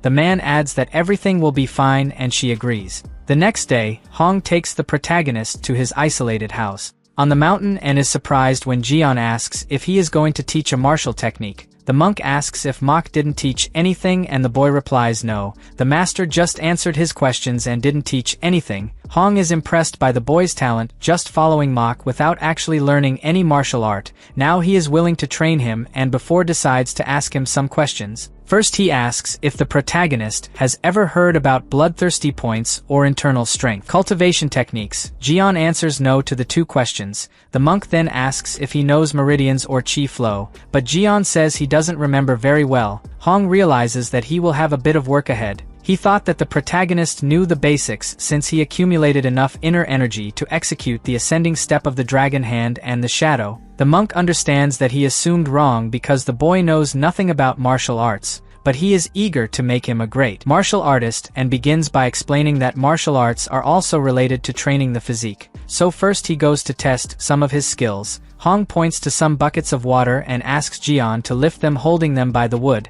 The protagonist looks confused, and the monk says that new disciples usually start with this training when they enter the Shaolin Temple. It will serve to test their balance. He hands the wood into Jian's hand and says that it will only be strange at first. The protagonist follows the instructions of the new master. He is happy when he realizes that the buckets are empty and assumes that it must not be too difficult. At that moment, Hong asks Jian to follow him, and the boy asks, confused, what they are going to do. The monk looks back with a smile on his face and replies that they will fetch water. The old man starts to run slightly and tells the boy to hurry. The protagonist takes a deep breath and runs too. He thinks he will be fine for the next 3 years. Just focus on the teachings. Hong looks back a few times to make sure the boy is able to keep up with him. The old man is happy because Hong looks fine. His shelter is at a high altitude where breathing is difficult, but for now the protagonist does not feel any discomfort. Jian notices the change in the air and says that it is difficult to breathe, but it is manageable. A few minutes later they arrive at their destination. Hong shows where he should get the water and warns in advance that the boy will need to go back and refill himself if he spills more than half of the water. The protagonist calmly replies that he will not spill a single drop, but the monk is sure it will be difficult. At first glance it may seem simple, but a newbie keeping his balance as the weight changes is not easy. Hong hopes he can't, because even new Shaolin disciples take at least 6 months to 3 years to get used to it. The protagonist fills the buckets and warns that he is ready to return, but as soon as he tries to run he ends up unbalancing the buckets. In addition, his shoulder hurts when he puts strength not to spill the water. Jian realizes that the buckets are quite heavy and the slightest chance will spill everything. He asks worriedly how he will get back with it before nightfall. Hong hid behind some rocks to laugh at the boy. Meanwhile, the protagonist continues to make his way calmly, focusing on the balance of the buckets. He notices along the road that if he moves his shoulders up or down the buckets sway, but the water does not spill as long as he keeps the center of his body firm with his shoulders and toes. At that moment Jian tries his strategy and jumps a few steps forward. The buckets remain intact without causing spills. The boy smiles happily that his plan worked. Now he increases the speed of his steps and moves forward quickly. Hong is open-mouthed as he thinks this is unbelievable. He realizes that Jian has mastered the techniques of moving quickly and stepping lightly. It is strange, since these techniques usually require at least 3 years of practice. This makes Jian seem more and more unique, and the monk wonders if this child already controls the energy inside. A little later, Hong and Jian return home. The monk says that from now on he will guide the internal energy inside his body, then asks him not to move and not to speak under any circumstances. Hong touches his back while controlling his own inner energy. He hopes that the protagonist will evolve faster if he can freely control the internal energy. In addition, it will be easier for the monk to gauge how skilled he is in managing the internal energy by observing his movements. But at that moment the monk has an unpleasant discovery. He can't see Jian's internal energy because some strange power is blocking the entrance. Suddenly the internal energy that Hong sent into the protagonist's body simply disappears. The man jumps back in fright. He realizes that Jian's body has absorbed his energy. It is as if the protagonist's body stole energy from others for himself. This technique is called Star Demon Art. Some time later, Hong talks to someone that there is a large amount of internal energy stored in Jian. At first he thought he had learned some kind of demonic cultivation technique, but he showed no reaction even when he tried to consume his true energy. It's as if Jian doesn't know how to use his own internal energy. Mok replies that the protagonist really doesn't know how to use internal energy. The monk shouts in surprise, realizing that Mok didn't even teach the boy the basics. Mok listens to the monk speak while taking care of his crops. Hong questions how the protagonist doesn't know how to use his own internal energy if he knows how to meditate for more than half an hour and run up a slope carrying 2 buckets of water weighing at least 5 kilos. Mok takes a deep breath and replies that Jian has been following him for 7 years. Hong says that if that's true, maybe the boy is a genius. Mok says that Jian achieved success by mere coincidence. This is nothing more than Simsing. Simsing means that the energy follows naturally when the mind is calm. Mok believes that the protagonist is not aware of the energy, but she is still moving alone inside her body. Hong finds the conclusion of the facts very interesting. It is the answer to all the questions. The man also concludes that the Shaolin Temple is dumb for not noticing the value of this child during these 7 years. Mok asks what he is talking about. Hong says that everyone knows that the Shaolin Temple carries on its back the supreme being called Buddha, the invincible supreme being who always takes care of the temple. He thinks Jian is a gift from Buddha to Shaolin and now feels that there is no need to teach the theory of infinite harm to him. Mok watches the monk silently. The scene changes to a little later. Hong begins to teach some martial arts techniques to Jian. He begins by introducing muriangs, which is the essence of infinite wisdom and is fully infused into his body. Jian imitates his steps. The man adds that at first glance it may seem ordinary, but it is a great spiritual teaching. The protagonist has difficulty reproducing all the movements. The monk decides to take a break and the boy breathes a sigh of relief. Hong notices his effort and is sure that he is worthy of learning infinite wisdom. He feels that Jian will be greater than all monks if he learns all the teachings. Suddenly the protagonist interrupts his thoughts by asking if this is healthy. He remembers the monk saying that martial arts consist of training mind and body, but he doesn't feel that this infinite wisdom that Hong showed helps in this. Hong gets confused and asks what he means. The truth is that the monk knows that practicing infinite wisdom trains the body and mind, but muriangs is a dangerous and difficult movement. He fears teaching this technique in depth and Jian fails. If you do something wrong, your body could be destroyed and your energy will be distorted, so it's better to start with infinite wisdom. The monk then asks what the protagonist thinks of this technique. Jian replies that it gives his perspective. It seemed that Hong was trying to hit someone right in front of him, so he doesn't think infinite wisdom looks like training. Hong replies that martial arts starts with the need to protect oneself, and that also includes attacking. Jian asks if it is really necessary and remembers that when his family traveled to some dangerous place, his father always hired a warrior to protect the carriage. Hong is surprised to realize that the boy does not feel the need to attack anyone even to protect himself. He calmly explains that Jian can learn martial arts and not necessarily hit people. He can use the techniques for his own benefit. The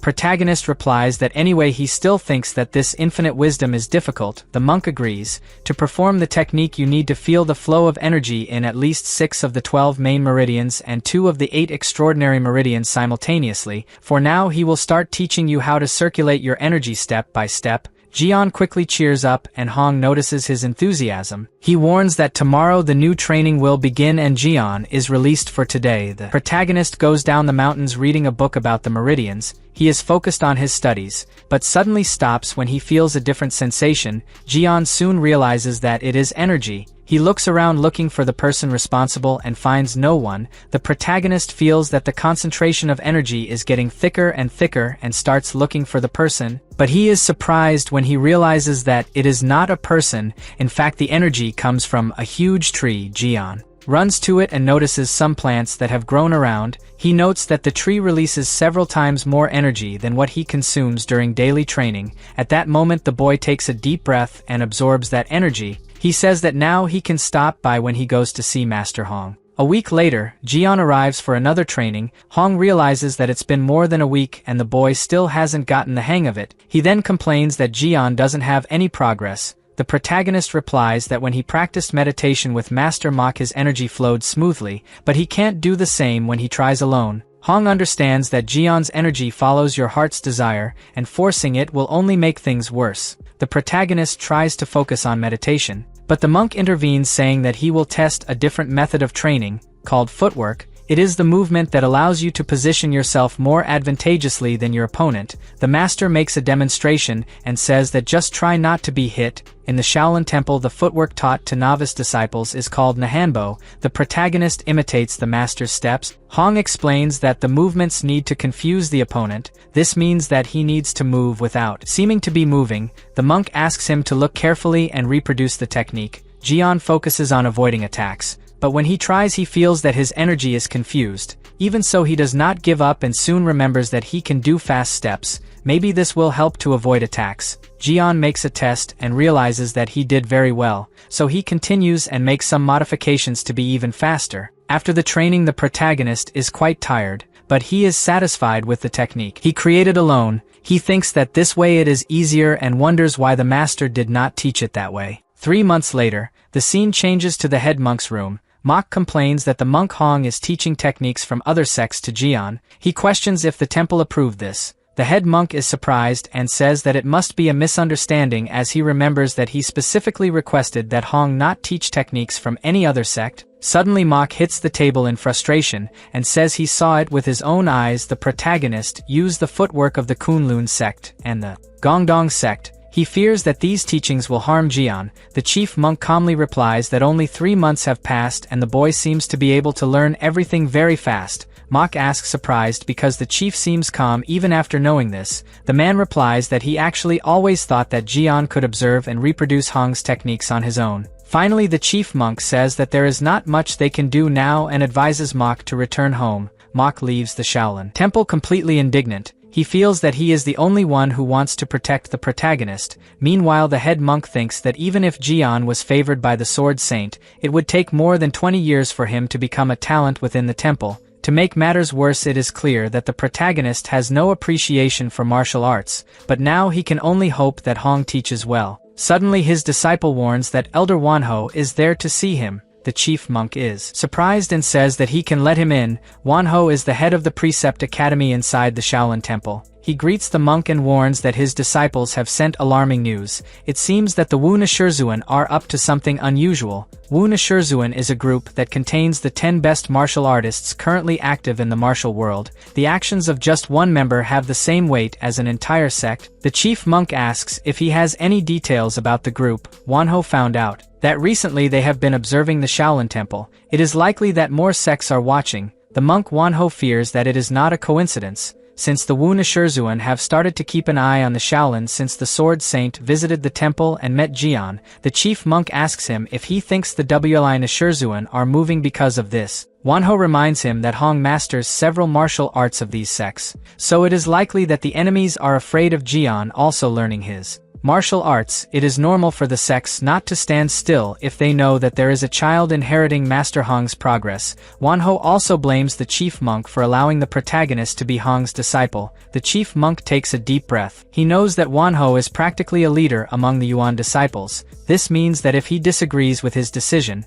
probably the disciples will follow the same thought. At this point, Wanho says that as head of the Academy of Precepts to at least know if the chief's decision is justifiable. The chief monk replies that he understands. The next day, Wanho welcomes Hong and Jian to his Academy of Precepts. He says that today is the day of the saga ritual. The protagonist asks what it is. Hong explains that the saga ritual is a martial arts competition for secular disciples. The winner can duel with any disciple and also have the opportunity to learn higher-level martial arts. Jian is surprised. Meanwhile, Hong questions what the saga ritual has to do with the Academy of Precepts. Wanho says that Jian is now officially a secular disciple, and by the monk's decision he must participate in this event. Hong is against the decision because the protagonist has been a secular disciple for a few months, but Wanho says that it doesn't change the fact that the boy is a secular disciple. There are no exceptions to the decree. In addition, he believes that in these 3 months the protagonist has already practiced some martial arts, and there should be no problem. Hong replies that the problem is that Jian has not yet learned any hand-to-hand combat skills. Wanho is surprised and asks what he has learned during this time. The monk Hong replies that the protagonist only learned footwork. Wanho turns to the boss asking what they will do. The boss says that Jian can participate in the event to gain experience. It will be great to see the results of his training with Master Hong. The monk Hong accepts the challenge and is eager to see the shock of the Shaolin Temple when he sees the movement of Jian's feet. Wanho decides to give some days for the protagonist to train, then in a week he will face the winner of the tournament. Hong is against having a close match, but the head monk defends Wanho's idea. He thinks that if Jian participates in an open fight and loses, it will cause a big uproar among the disciples. Hong shouts that they can do whatever they want. He accepts the challenge even without understanding why they insist that Jian participate. Without combat training, the chief monk directly asks the protagonist if it's okay for him. Jian replies that he understands that he is now a secular disciple of Shaolin, but asks if he can get out of this duel. The head monk replies that he may find that his skills are not up to par, that's why this first duel will serve to help him. Hong laughs and asks if the protagonist is afraid, but he replies no. Hong can't hold back his laughter. Meanwhile, the monks look at the protagonist with seriousness in their eyes. Jian feels that Wanho is too intimidating. He can barely look at the monk's face without trembling. A few minutes later, the conversation comes to an end and Jian leaves with his master. Wanho remembers that in the past Hong almost faced severe punishment for stealing the techniques of other sects. He was not caught committing this crime, and so no one could prove his theft. But the sects were angry. Wanho remembers that if Shaolin had not been powerful at that time, the whole sect could have been exterminated. The man next to him is Kyodu.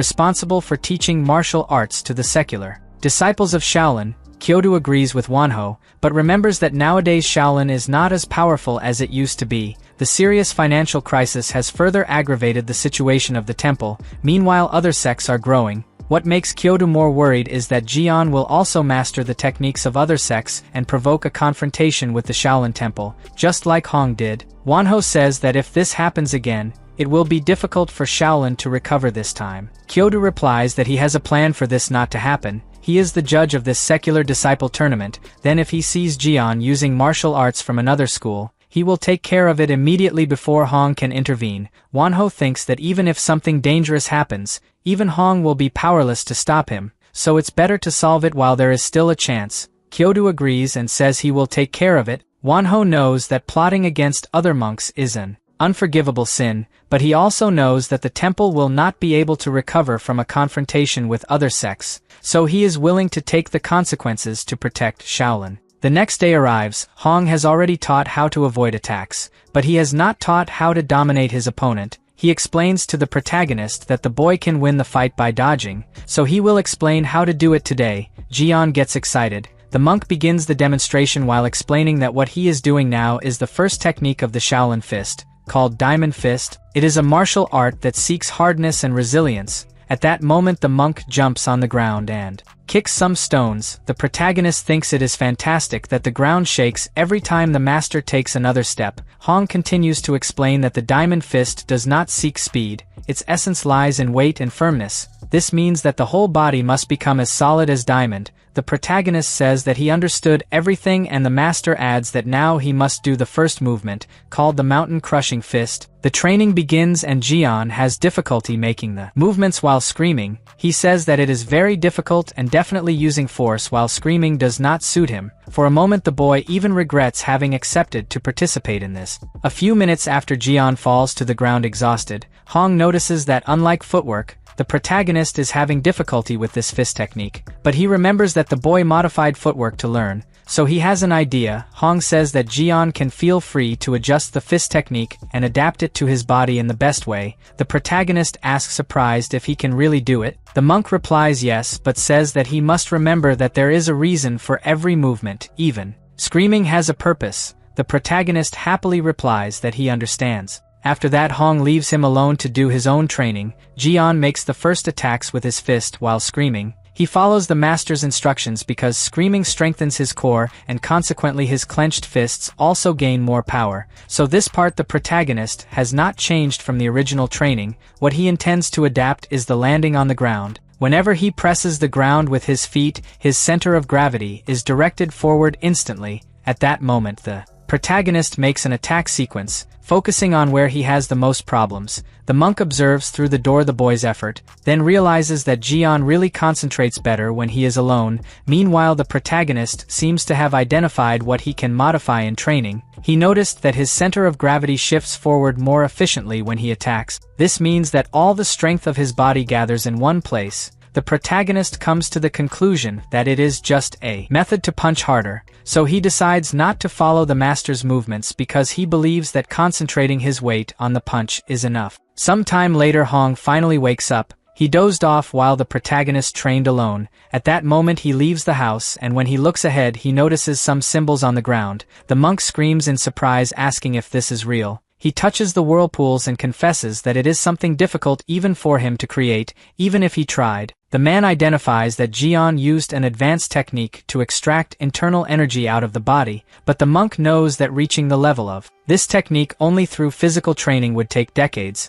so he can't believe that the protagonist did it even though he has all the evidence in front of his eyes. The master also doesn't understand how Jian learned to do it himself. First he taught the protagonist to work with his feet, but when he saw the boy was already dodging on his own, then he tried to teach him how to throw a punch, so the protagonist learned an advanced technique. This makes the monk burst into laughter. Now, he is excited to see Jian turn the inner sect festival upside down. Night comes and we see that the protagonist has difficulty walking in the middle of the forest. He looks exhausted and remembers how he got into this situation. In the morning Jian was training alone and had the brilliant idea of changing the center of his body to the fist. He was sure it would work, but suddenly the energy of his body started to move uncontrollably. In an instant the muscles of his entire body contorted as if they were being squeezed and deepals came loose. That's when he felt a wave of power drive him. The protagonist tried to resist but couldn't because his center was completely displaced forward, so he fell to the ground and made that swirl drawing with his body.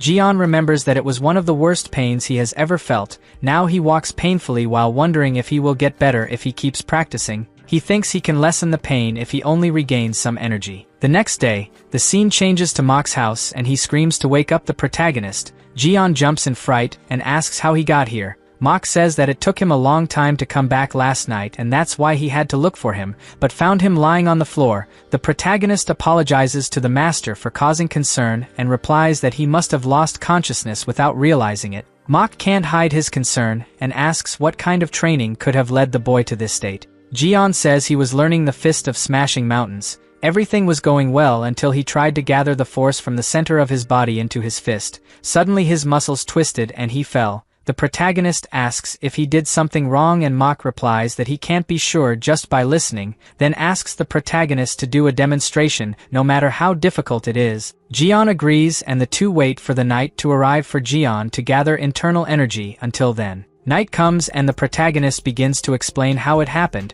Mok soon realizes that it is not a simple fist technique. It is easy to conclude from the boy's movements that he has actually mastered a technique that combines internal and external energy. At that moment Mok holds the protagonist's punch with his hand and realizes that the pressure is too strong for a simple disciple. Then he tells himself that he can't let Jian participate in the festival. It's possible that the opponent won't survive. Mok quickly arrives at the monk Hong's house. The guy rudely asks what he's doing there. Mok says they have to prevent the protagonist's participation in the festival. Hong asks what nonsense he's talking about. The protagonist's first master says that the fight will be very dangerous because the boy still can't control his power. Mok fears that a serious accident will happen at that festival. So he angrily asks why the hell Hong taught such a dangerous technique to a child who doesn't know how to control his own power properly. Hong shouts that he didn't teach anyone anything. Mok demands that he stop pretending he doesn't know and adds that the opponent may not resist Jian's punch.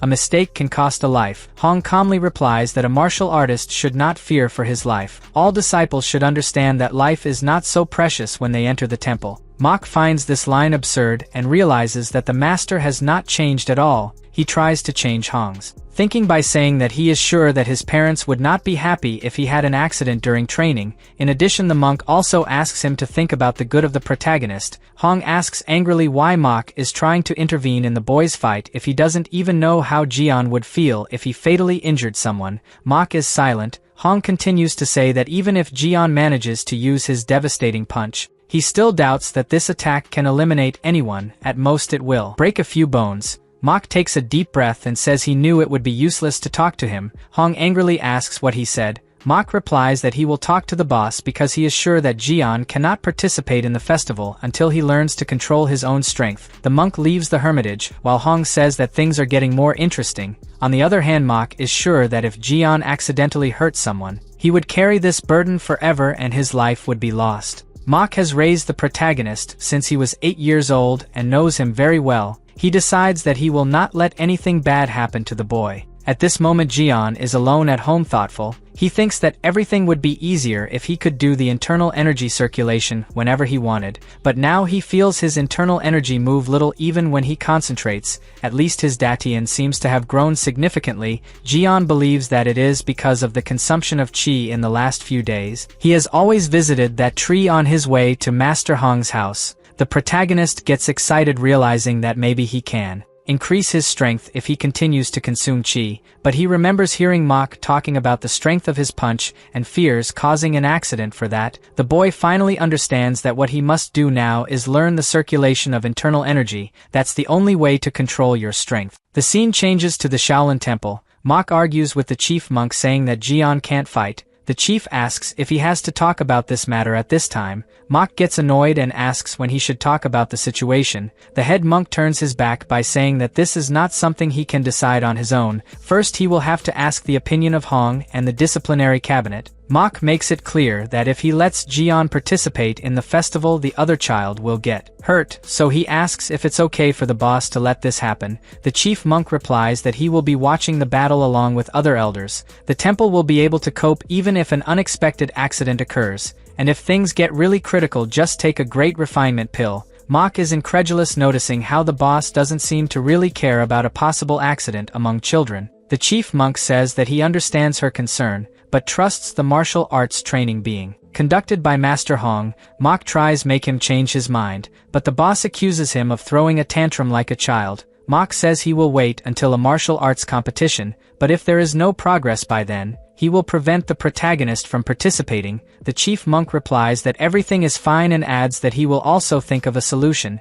After that, the intense conversation ends and Mok leaves the temple. The chief monk was surprised by his appearance in the middle of the night. He never thought that a monk who has isolated himself for 30 years and doesn't like to interact with other people would appear at this time because of a boy. The chief monk is sure that Mok would be better off if he had accepted other disciples before Jian. Now he seems like an overprotective father. A few days later, the fight festival arrives in the inner martial arts courtyard of the Shaolin Temple. The disciples begin to gather and comment on the newest rumor that has come up. It seems that the winner of the festival is going to participate in an extra fight. A 16-year-old boy named Wang Mu asks who the opponent is. The disciple replies that he heard that it is a boy that Hong is teaching. The conversation spreads among the students, and they say that this disciple is someone lucky. Learning martial arts with such an incredible expert is luck for few. Suddenly someone says that it seems that this boy has been a secular disciple for less than half a year. The students are surprised without understanding why he would fight someone longer than him in the temple. Someone says that as much as this boy is a prodigy, it will still be difficult to beat a secular disciple who has been in the temple for at least 5 years. Wang is silent, listening to the conversation. At that moment, the subject changes and someone says that he heard rumors about Mu Jin Sahu having returned. He has a great reputation in the martial world for subduing many evildoers during his journey to the martial world. The disciples say that they want to be like Mu Jin Sahu. They would be satisfied just by being in the same place. One of the disciples remembers that out of everyone here, only Wang could have the chance to meet Mu Jin. Since he is the best among them, someone comments that even Wang would have a hard time defeating Mu Jin. This annoys the big guy and he tries to restrain himself. The conversation continues between the secular disciples. They say that they cannot compare to the official disciple of the Shaolin Temple, so to advance you have to at least win today's festival. At that moment Wang says that he will destroy all the disciples and win the extra fight, then warns that everyone in this place is weak and is participating just for participating. The disciples look at him with wide eyes. Wang passes by everyone saying not to waste time standing still. The secular students don't understand why the guy got in a bad mood so suddenly. Someone says that maybe Wang's anger is because the disciples of the Shaolin Temple are helped by the wealth of their parents, so they learn more techniques than them who are secular disciples. The truth is that Wang arrived in Shaolin 5 years ago, and during that time he heard that he was the most talented, so the boy hates to share attention or hear another disciple being praised. He tells himself that he will win this festival and participate in the extra fight. In the following days the protagonist continued training and eating well. Wang fought fiercely at that festival and moved on to the next stage. The day of the extra match finally arrived and the monks gathered in the hall. They talk about the talented young man named Wang who won the competition and will face Jian. One of the monks says he heard that Hong is teaching this newcomer personally. Although he is anxious, it is good to remember that Jian has been learning martial arts for a few months and for him it is impossible for the boy to beat Wang. Hong is so angry hearing this that he feels that soon he will explode. He can't wait for Jian to come in and shut up these men. Mok is also present among the superiors. At that moment someone shouts that they are coming. The protagonist and Wang walk together. Kyoto will be the judge today. Jian notices that his opponent seems a little angry.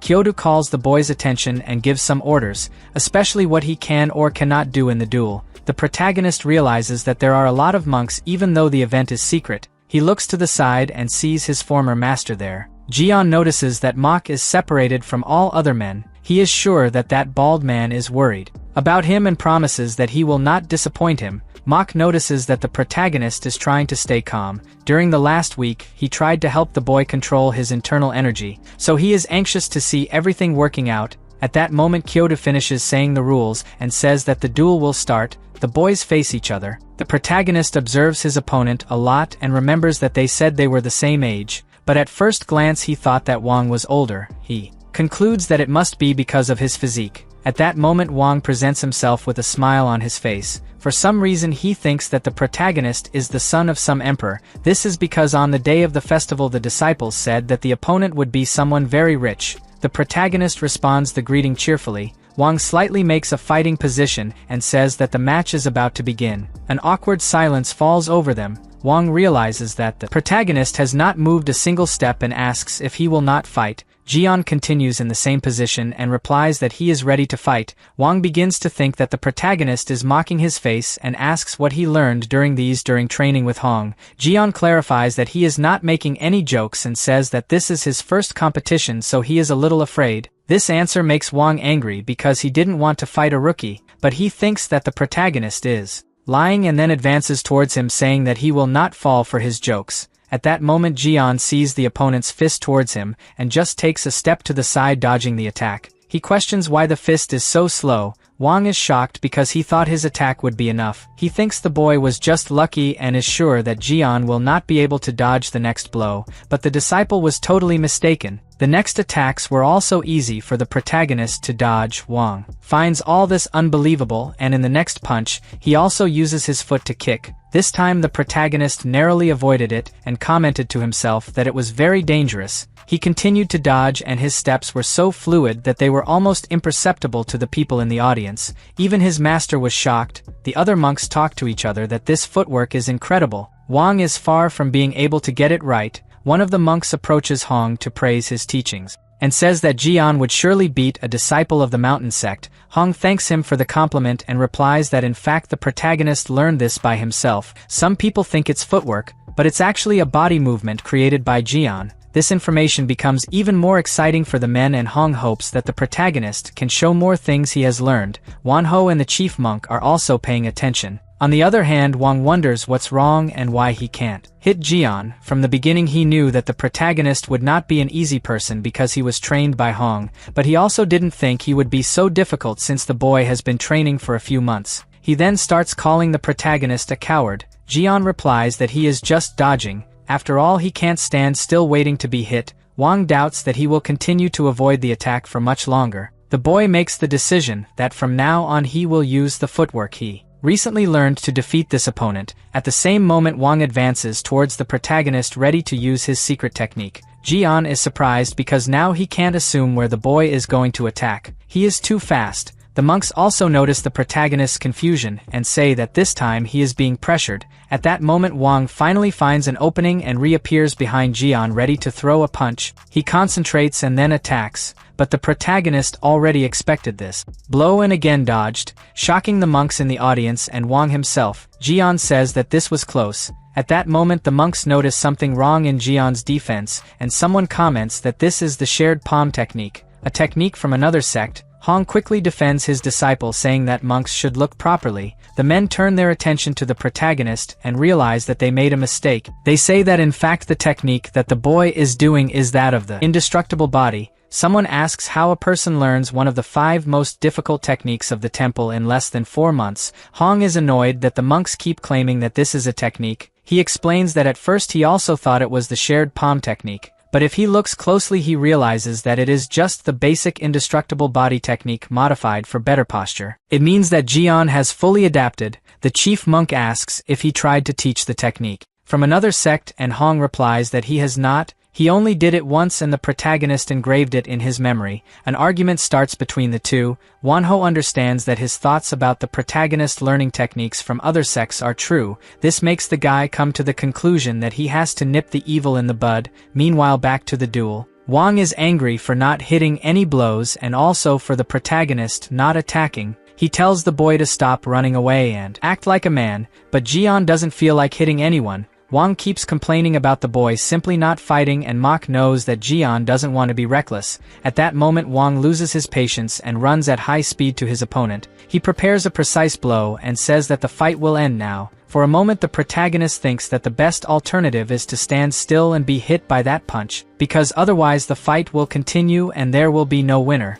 But at the last moment Jian's body acts instinctively and he dodges the attack. then takes Wang's right arm and then his left arm. He crosses both arms and the guy doesn't understand anything of what's happening. He thought the protagonist was going to do a super counterattack, but he actually didn't do anything, which annoys Wang even more because he thinks the protagonist is mocking his face. He runs back towards Jian and yells that he's going to finish him off. The protagonist sees that this time the guy looks uncontrollably angry. Wang's attacks are again avoided. He complains that the protagonist wanted to embarrass him by crossing his arms. Jian apologizes and says that it's actually because he doesn't know how to do much. When it's time to defend himself, the protagonist crosses his opponent's arms again. Mok realizes that the movement instinctively that Jian is reproducing is the same one he uses to fold the covers. The monks confuse again and think that the protagonist is doing the dragon bird technique. They are shocked, wondering how anyone can use this in a duel. Hong gets annoyed, asking how many times he will have to repeat that this is not a technique. The protagonist is only respecting his opponent as it should be, otherwise the guy had already been knocked out. Wang keeps saying that this is not right. Suddenly the boss monk gets up and says to end the fight. Hong is caught off guard and asks why he is doing this. The boss's decision is because he has already seen what he needed to see. Wang doesn't obey the orders to stop and runs towards the protagonist, completely angry and screaming that he can't let a person who mocked him leave like this. Jian is sad to realize that the guy believes he's not doing his best, when in fact he's just preventing any accident from happening. But now the protagonist decides to end it all and accumulates energy in his fist. Mok realizes what is about to happen and starts yelling at Jian to stop. The chief monk also orders the fight to stop, but his request is not granted. Wanho yells that it must be now and Kyoto runs towards the training ground, while saying that it is the perfect opportunity. The judge shouts that he does not accept any foul play in the temple. Wang hears this voice and realizes that he is his master. In the next moment, Kyoto pushes the disciple to the side and tries to hit the protagonist with a power in his face.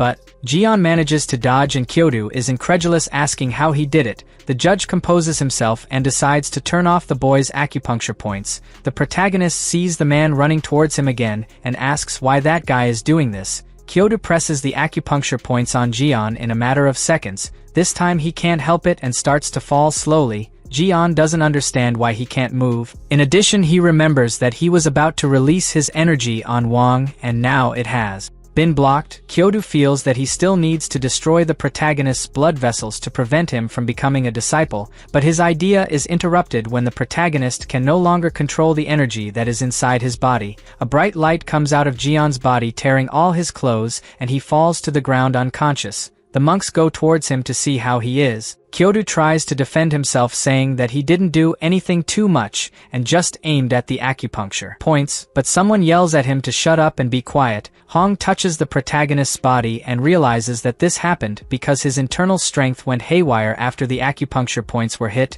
Despite this, the internal injuries should not be so serious. Mok tries to wake up his disciple and calls him several times, but the protagonist remains unconscious, arousing the concern of the other monks. Later that night, Jian stayed in the rest room of the Shaolin Temple. Some needles are strategically placed in his body. The doctor's analysis was quick and he concludes that the protagonist no longer has any energy in his body, although his Datian has no injuries. He passes this information on to Mok. The monk doesn't believe what he hears. The doctor says he can't see if his blood vessels have been damaged or if he has a problem with his Dantian. The truth is that he couldn't analyze the protagonist internally properly. In 30 years as a doctor, this has never happened. Mok is worried. The doctor says that the only thing he is sure of is that the protagonist no longer has internal energy, so even if he fully recovers, it will be difficult to be a martial artist in the future. Mok could be worried about this news, but in fact he felt a relief to know that the protagonist could be well and live his life quietly away from the temple. The scene changes to the room where all the monks are gathered.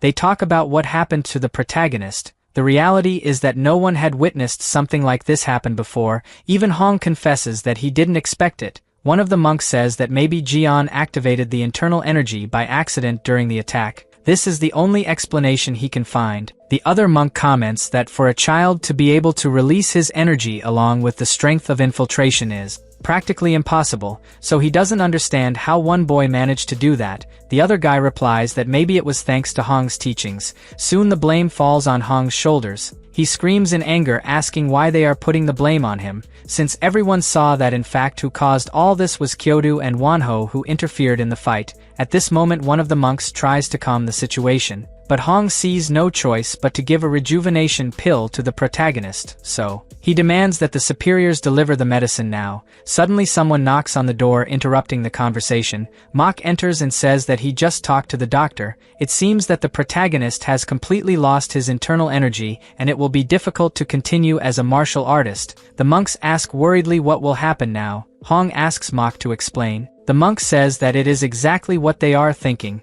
The protagonist will recover and have a normal life as an ordinary person. Hong does not want Jian to stop being a disciple and shouts for the boss to deliver the rejuvenation pill, but the chief monk asks him to give it up because it's time for the protagonist to go back to being an ordinary person. Hong angrily asks if they are really giving up on the most talented disciple who ever stepped foot in the Shaolin Temple. At this point Wanho entered the conversation, arguing that the protagonist should stay out of it because the temple received a message in the last few days, informing that the top 10 martial artists are keeping an eye on them. Hong asks what the demon cult has to do with Jian. The answer is simple. The Wu Nashirzuan hold a grudge against the Shaolin Temple, and after the Sword Saint visited Shaolin, it seems that the other members of the Wu Nashirzuan have been contacted. Wanho shouts that they need to understand the gravity of the situation. It is obvious that the group of the top 10 martial artists hates the Shaolin Temple for Hong having stolen their martial arts and fears that their inheritance will be passed on to the protagonist. Mok is scared because he did not know that the case was so serious. On the other hand, Hong finally understands why they are trying to abandon Jian, but he is not afraid of the Wu Nashirzuan group and says that he cannot give up on someone as talented as the protagonist because of other sects. Hong also asks for the opinion of the chief monk, since he was the first to say that he wanted Jian in Shaolin. The chief monk takes a deep breath and replies that he doesn't think the top 10 martial artists in the world are only hunting a single disciple. He thinks he has another reason why the temple is being watched by the Wu Nashirzuan. That's why he thinks that the protagonist should stay in the temple until the true reason is revealed. But if they are after them because of Jian, it is obvious that they will not let the temple ruin because of a single child. This answer angers Hong, and he realizes that the temple created this extra duel to check if the protagonist was using techniques from other sects. He starts cursing the other monks and decides to leave before he hurts anyone. The head monk recognizes that he was very greedy. He made a lot of mistakes when he didn't think about Jian's future being taught by someone like Hong. The head monk knows that Hong committed several crimes in his youth and didn't change anything as he got older, so it was natural for him to pass on the stolen martial arts to the protagonist. Now the chief monk feels guilty for putting a child in the middle of it. 3 days later, the scene changes to the nursing home in the Shaolin Temple Shrine. At that moment someone warns the doctor that they are feeling an uncontrollable hunger and asks if this is normal. Hyo looks at the protagonist and replies that he has suffered significant internal damage, now needs true energy to heal his injured organs and blood vessels. As the protagonist does not have any internal energy in his body, they will have to replenish the energy with food. Jian asks surprised if the food produces internal energy. The Dr. Hyo says that the energy is in some ingredients in the food. They opted for this method to take a break from medicine, but there is something that the protagonist will be able to use without worrying. The man then starts to go through his bag and says that he brought him an herb. Hyo presents a very precious herb called the three-globe leaf. Its value is so high that it was nicknamed 2,000 gold. The protagonist holds the herb in his hand, impressed by beauty. The doctor recommends that the protagonist prepare it as tea and chew it whenever he is bored. He is sure that he could find more precious herbs if it were on Shaolin Mountain, but it is forbidden for those who harvest. That's why the man asks the protagonist not to tell anyone about this precious herb to avoid misunderstandings with the monks of the temple. Jian agrees to keep secret. Hyo then says goodbye to his patient and says not to forget to take the medicine at the right time. The doctor chose an herb that has a strong concentration of yang energy to help the protagonist regain his internal energy back, but the protagonist totally ignored the instructions on boiling and drying the herb. He ate the plant without even washing it. Jian is surprised by a sweet taste, and when looking closer he has a familiar feeling of having seen this herb before. Outside, the Dr. Hyo meets the monk Mok, who anxiously asks how the protagonist is. Hyo, unfortunately there is not such good news. Jian's progress is good for a normal person, but he has no internal energy. The doctor thinks that the qi is not flowing because his blood vessels are blocked or damaged. Mok gets angry and asks how the doctor still doesn't know why Jion's internal energy is gone. Hyo replies that the boy's body is complex and even though the meridians are healed, there is nothing he can do. He believes that the protagonist will be cured if he drinks some elixir. Mok realizes that he needs the rejuvenation pill. On the other hand, Dr. Hyo feels very pressured taking care of this child. Every day some monk appears asking about his condition, and they want to receive an immediate answer. A little later, the chief monk visits Jion and notices that the boy looks better. He is pleased with that, but he came here because he has an important question to ask. He questions why the protagonist used chi release even though he knew he would hurt the opponent. Jion immediately replies that he did it because he felt sorry for Wang. The chief monk does not understand what he means. The protagonist explains that he made the opponent very angry for not knowing how to fight. Initially the monk encouraged him not to use the chi release, but he decided to use it anyway because he wanted to convince Wang that he was an opponent. The boss understands what Jion wanted to do. It is natural that the students want to show what they are capable of. In addition, the protagonist does not seem to have done it on purpose either. At this moment the head monk sits on the bed and asks what the boy thinks of not knowing how to use martial arts. Jion is sincere and replies that he finds it inconvenient to duel with someone who does not know how to fight because it can cause an accident, but he doesn't mind not knowing how to use martial arts. In fact, he just accepted to be a disciple hoping that time would pass faster and he could return home. The boss says that now he can't use martial arts anymore and asks how he feels about it. Jion happily says that he is relieved because being a disciple was never his dream. The monk realizes that this child is really different. Many disciples had accidents and needed the elixir, so they murdered and betrayed people for it, but the protagonist easily accepted his fate. The boss thinks that if everyone thought like this child, at least there would be no useless sacrifices. At that moment the head monk tells the protagonist that he can stay in the temple as long as he wants even if he can no longer use martial arts. Jion thanks him but says he wants to go back to Mok's house. The boss remembers that the doctor recommended staying a few months to recover. The protagonist replies that he prefers to stay with Mok. The monk then says that he can be at ease. Now the man understands why Mok does everything for the protagonist. They have a true father-son relationship.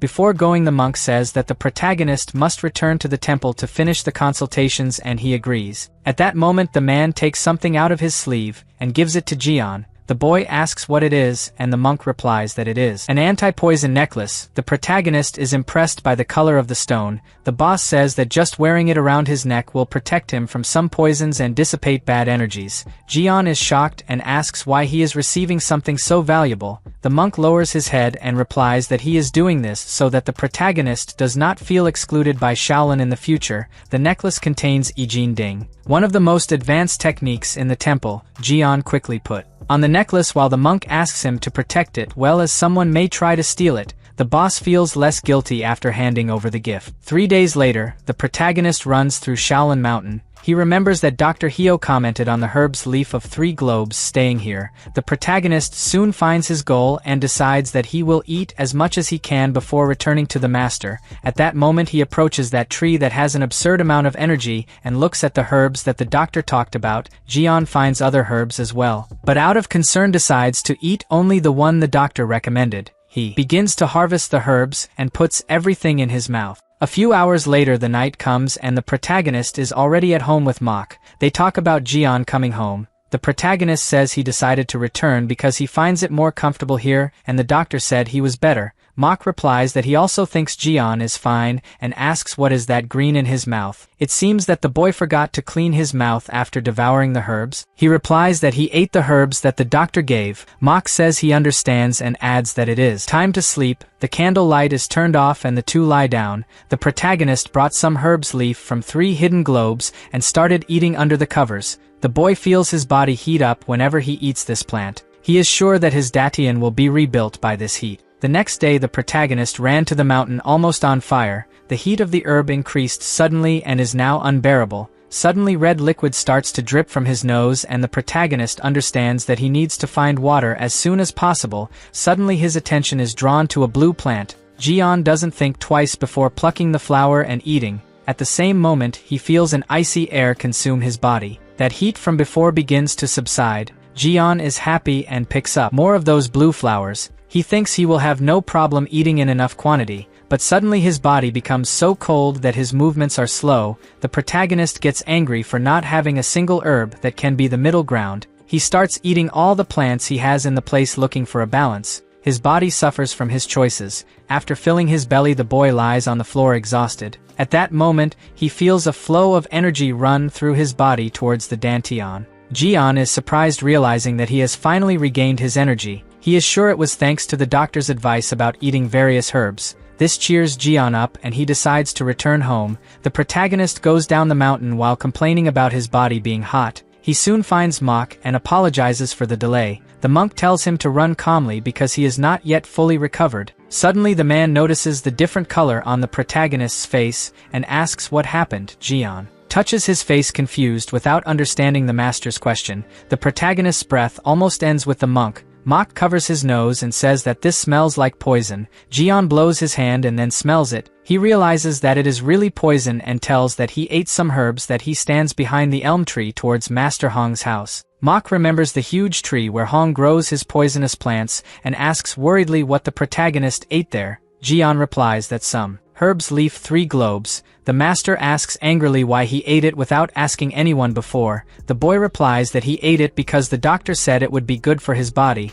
Mok is frozen in place. He remembers that it was this herb that left him in this state, but he will not allow the protagonist to end up like this either. He is sure that Hong is involved. Jian tries to say that Hong has nothing to do with it. Mok is surprised. The protagonist adds that it was thanks to the herbs that his internal energy returned. The monk looks startled. A little later Jian reports everything he did. Mok says that there are many poisonous herbs in that place, so from tomorrow he doesn't want the boy to go there, or go near Hong's house. Jian is silent and the master calms down. He says that he is happy that his internal energy has returned, now that his body is healed. It's easier to absorb energy. Mok realizes the anti-venom collar and asks surprised where he found it. The protagonist replies that it was the chief monk who gave it to him. Mok says that it was thanks to the necklace that he was fine after eating the poison herb, but warns that to use it correctly you need to hold it in your mouth. Jian replies that he knows. Meanwhile Mok wonders why the chief monk gave something like this. He remembers that the cultivation of internal energy using yang herbs and yin poison herbs are only used in sects that practice poisonous martial arts. He wonders what the chief monk could be up to. Suddenly an idea comes into his head, and he suspects that the chief wants to teach forbidden arts to the protagonists.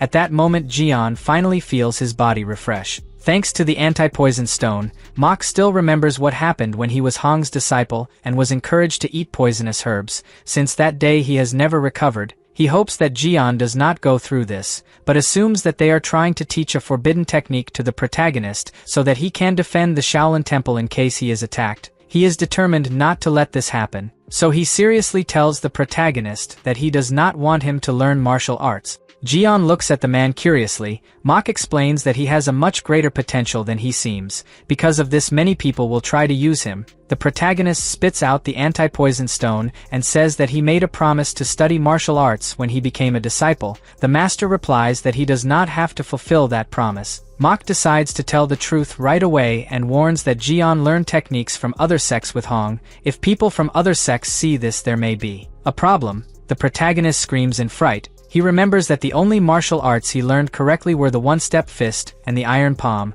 Mok says that Hong said he had only shown the technique of the other sects once, but it seems that it was enough for the protagonist to imitate the steps. Jian asks how Hong knows the techniques of the other sects. Mok didn't want to tell who the real master was, but he couldn't make Jian curious. He then asks the boy to sit down because it's going to be a long story. The next day, Hong arrives to see his poisonous weeds as usual and finds the place totally clean. He realizes that someone stole his weeds and in addition created other crops. Hong angrily asks who did this to try to deceive him. He realizes that the thief created a formation so that he would not be discovered. This makes Hong angrier because in addition to his crop being destroyed, the thief also set up a formation to not let anyone get close to the herbs. Hong yells that he will solve it. Now, a few minutes later the monk Hong arrives at the Shaolin Temple. He immediately goes to the document room and asks the training monk for help in finding the smart guy who stole his crops. The monk asks if he is talking of the poisonous herbs behind the elm tree and Hong confirms. The guy is surprised that someone has the courage to do this with his plants. Hong says to stop small talk and go after the thief now before he runs away. The monk points to the amount of scrolls on the table and says, he is too busy to solve his problems. Hong is surprised by the amount of documents and asks if anything happened. The monk replies that it is all the information about Naship. Hong can't believe that that damn thing is getting in the way even now. The monk apologizes and says he can't get out of here. Hong keeps begging to make an exception. The man then asks if a foreigner wouldn't do. Hong is confused. The monk explains that one of his friends with whom he used to exchange formations is staying in the guest room now. He got bored after retiring, and it is possible that he will go to his elm tree to see what happened. Hong is afraid to trust this foreigner, because there may be rumors that someone has entered Shaolin territory and set up a formation. The monk says that he doesn't need to worry about it because he is a reliable guy. He is that guy from the Jugal family. Hong overhears this and asks surprised if he is talking about Lip Jugal. The monk replies in the affirmative. Hong runs off before he finishes speaking.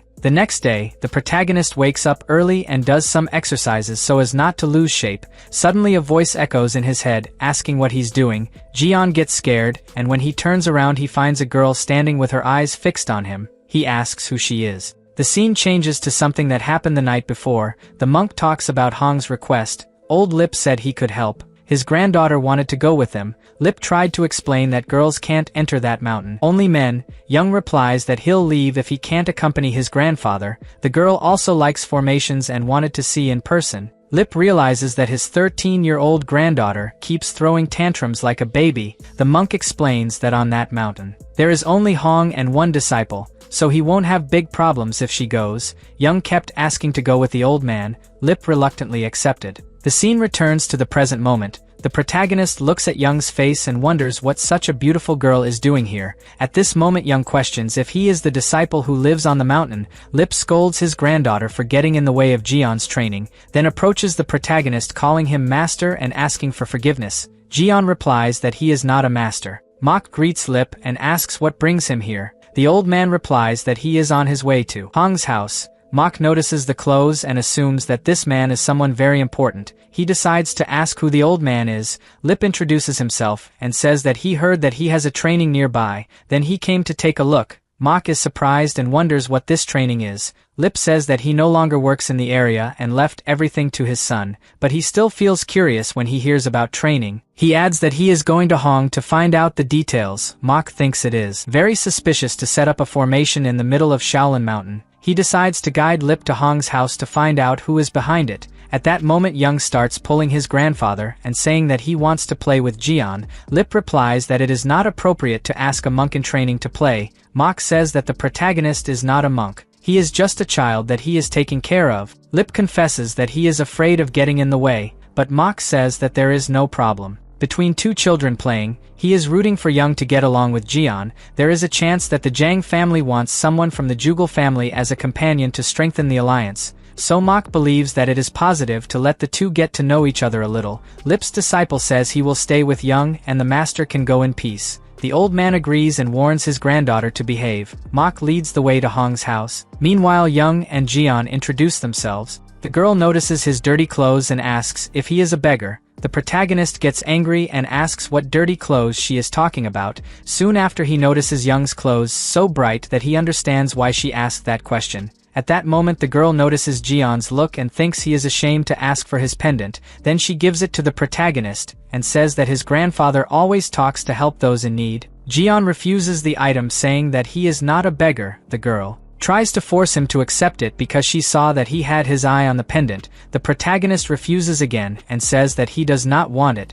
The disciple observes the two from afar and identifies by his actions that Jian is someone with a pure heart. Meanwhile Young gets angry with the protagonist refusing the gift from a kind girl. She holds him by the hand and tries to hand over the pendant, but Jian pulls his hand away saying he doesn't want anything. Young calls him stubborn and says it won't stay like this. She tries several times to hand over the pendant, but Jian dodges his hand. The girl ends up dropping the pendant while trying to hold the protagonist. She gets angry and even does the 1,000-mile hand technique, but her technique fails. The protagonist tells her to stop or someone will get hurt. The girl gives a smile saying that he must put his training into practice now. Then she increases the speed of her technique and attacks. The protagonist sees several hands coming towards her and is caught. Young holds him and says that this time he failed. Jian escapes and does to the girl exactly what he did to Wang. As if he were folding the covers, the The girl is embarrassed because it seems that she hugged herself. Meanwhile, Mok arrives at the tree with Lip and Hong. Lip says he can feel the huge pressure of the place. Hong says that he has come across other formations before, but this one is completely different. The formation is so strong that he can barely breathe when he is here. Lip has the same feeling and says that the place is so stuffy that it is as if his body is trapped in a box. It's all very interesting, and he wanted to see the face of whoever created this formation. Mok stays behind. Listening to the conversation, Hong asks the old man to destroy the formation so that they can find the trace of whoever did it. Lip replies that he will do it now. Suddenly Mok feels a sense of familiarity. A few minutes pass and Lip can't find anything. Even after using all 64 hexagrams and 384 lines, nothing has been discovered. Lip says that he feels confused by the lines that appear, so he will have to examine the surroundings near the tree. Hong complains that this will take too long. Mok begins to think that the protagonist has to do with it, since he came to eat the poisonous plants. Maybe the boy caused trouble without even knowing it, but he doesn't understand why the two elders are so worried about it. So Mok approaches and asks what's so strange about this formation. Hong complains that he's here and hasn't helped at all so far. Lip decides to explain what is strange about the formation. It turns out that the person responsible for creating it made an illusion formation. He copied exactly the plants they already had so as not to be noticed. Hong asks why Mok seems so calm when the pressure of the formation is almost over his lung. Then he asks Lip not to pay attention to Mok and focus on what is important. Now it is clear to Mok that Hong is not involved in the fact that Jian ate the poisonous plant, but it is still strange that the protagonist has been given an anti-poison necklace. The monks continue to talk about the formation. Mok also begins to think that something is wrong, because a common thief would come in and steal the crops. He wouldn't waste time creating a lineup. Anyway, Mok knows it won't make any difference here, so let the two talk alone. The scene changes to the protagonist. The disciple runs to Young and asks if she's okay. He realizes that the girl is angry, but he also knows that it's her fault for attacking first. In fact, she's great for those who tried to attack a disciple of the Shaolin Temple and left without any injuries. At that moment, Young says that he doesn't want to stay here anymore. However, the disciple reminds her that Lip told them to wait in that place. She screams, asking if they will stay there even if she has been humiliated. The disciple replies that no one likes to be called a beggar. The girl understands that she really made a mistake and says that this time she will let it all go. The protagonist is relieved that she has calmed down. Even the disciple calms down. Young says he wants to know a little more about him and asks his age. The protagonist replies that he is 15 years old. The girl does not believe that he is older than her. Jian asks how old she is and Young thinks about lying by saying that he is 17 years old, but ends up confessing his real age. The protagonist is surprised that she is 13 years old and says that he will be her older brother. Young refuses to call him that and adds that he will buy something very tasty in the city if he calls her his big sister. The girl definitely can't lose. The protagonist wants to accept it, but he knows it's getting late and shouldn't eat nonsense now. Plus he can't leave here. Young calls him boring and asks when he can go. Jian replies that he can only come home in 3 years. The girl is surprised and asks where his house is. He replies that he is in Shaanxi province. Young recognizes the place and says that he lives in Hubei province. The scene changes for the old men who so far have not found any clues. Hong gets angry and says that the rumors about the Jugal family being the best in formations must be a lie. Lip replies that maybe this is not even a formation. At that moment he walks through the plantations and shows that nothing happens. Hong realizes that he has been wrong all this time. He gets angry and asks who made this prank. Lip replies that it's better to investigate further because he still has some doubts, but he'll leave it for tomorrow. A few minutes later the protagonist says goodbye to Young. The girl grimaces before leaving. Mok tells Jian that he realized that he enjoyed the girl's company. Maybe it would be better to go back to town. The protagonist asks if he forgot that there are still 3 years to go, but confesses that he really enjoyed Young's company. Mok says he understands and asks Jian to sweep the yard before entering the house. The protagonist agrees and looks towards Young smiling. It was the first time in 7 years that he interacted with another child like this. Jian is so happy that he intends to ask his parents for a sister when he returns home. One like Young, he hopes to find her in the future. On the way back to the temple, Young asks his grandfather what is the problem with his 1,000-mile hand technique. He replies that none and asks if anything happened. The girl replies that she fought that disciple and lost to him. The old man does not believe that Young accepted defeat. She says that she needs to learn another technique to have her rematch. but Lip says that this technique is recognized even by the Taoists as one of the greatest masterpieces, so if she couldn't win there's nothing to do. Young sadly replies that the technique that Jian used seemed much better. The old man is curious to know what kind of technique it could be. The disciple says that he thinks it's the dragon's claw. It was actually a little different from the traditional dragon claw technique. It was apparently modified. Lip then assumes that the protagonist used internal energy to enhance the technique, while Young still doesn't know how to infuse internal energy into the technique itself. The disciple says that from what he saw it seemed that the boy also didn't know how to use internal energy. Lip is surprised. He warns his granddaughter that she can train today because he will come back tomorrow to finish the job, so she can call the protagonist for a rematch. Young is anxious. The next day arrives. Mok takes care of his crops while the protagonist cleans the yard. He notices that the boy is very smiling today and has an idea. The monk asks why the protagonist won't see the girl. Jian is a little embarrassed, and he says that he even asked Master Hong if that child would come again today, but he replied that he didn't know. Mok worries because the protagonist can't go around talking to other people now that he's regained his inner energy. It's dangerous that they try to make him become a disciple again.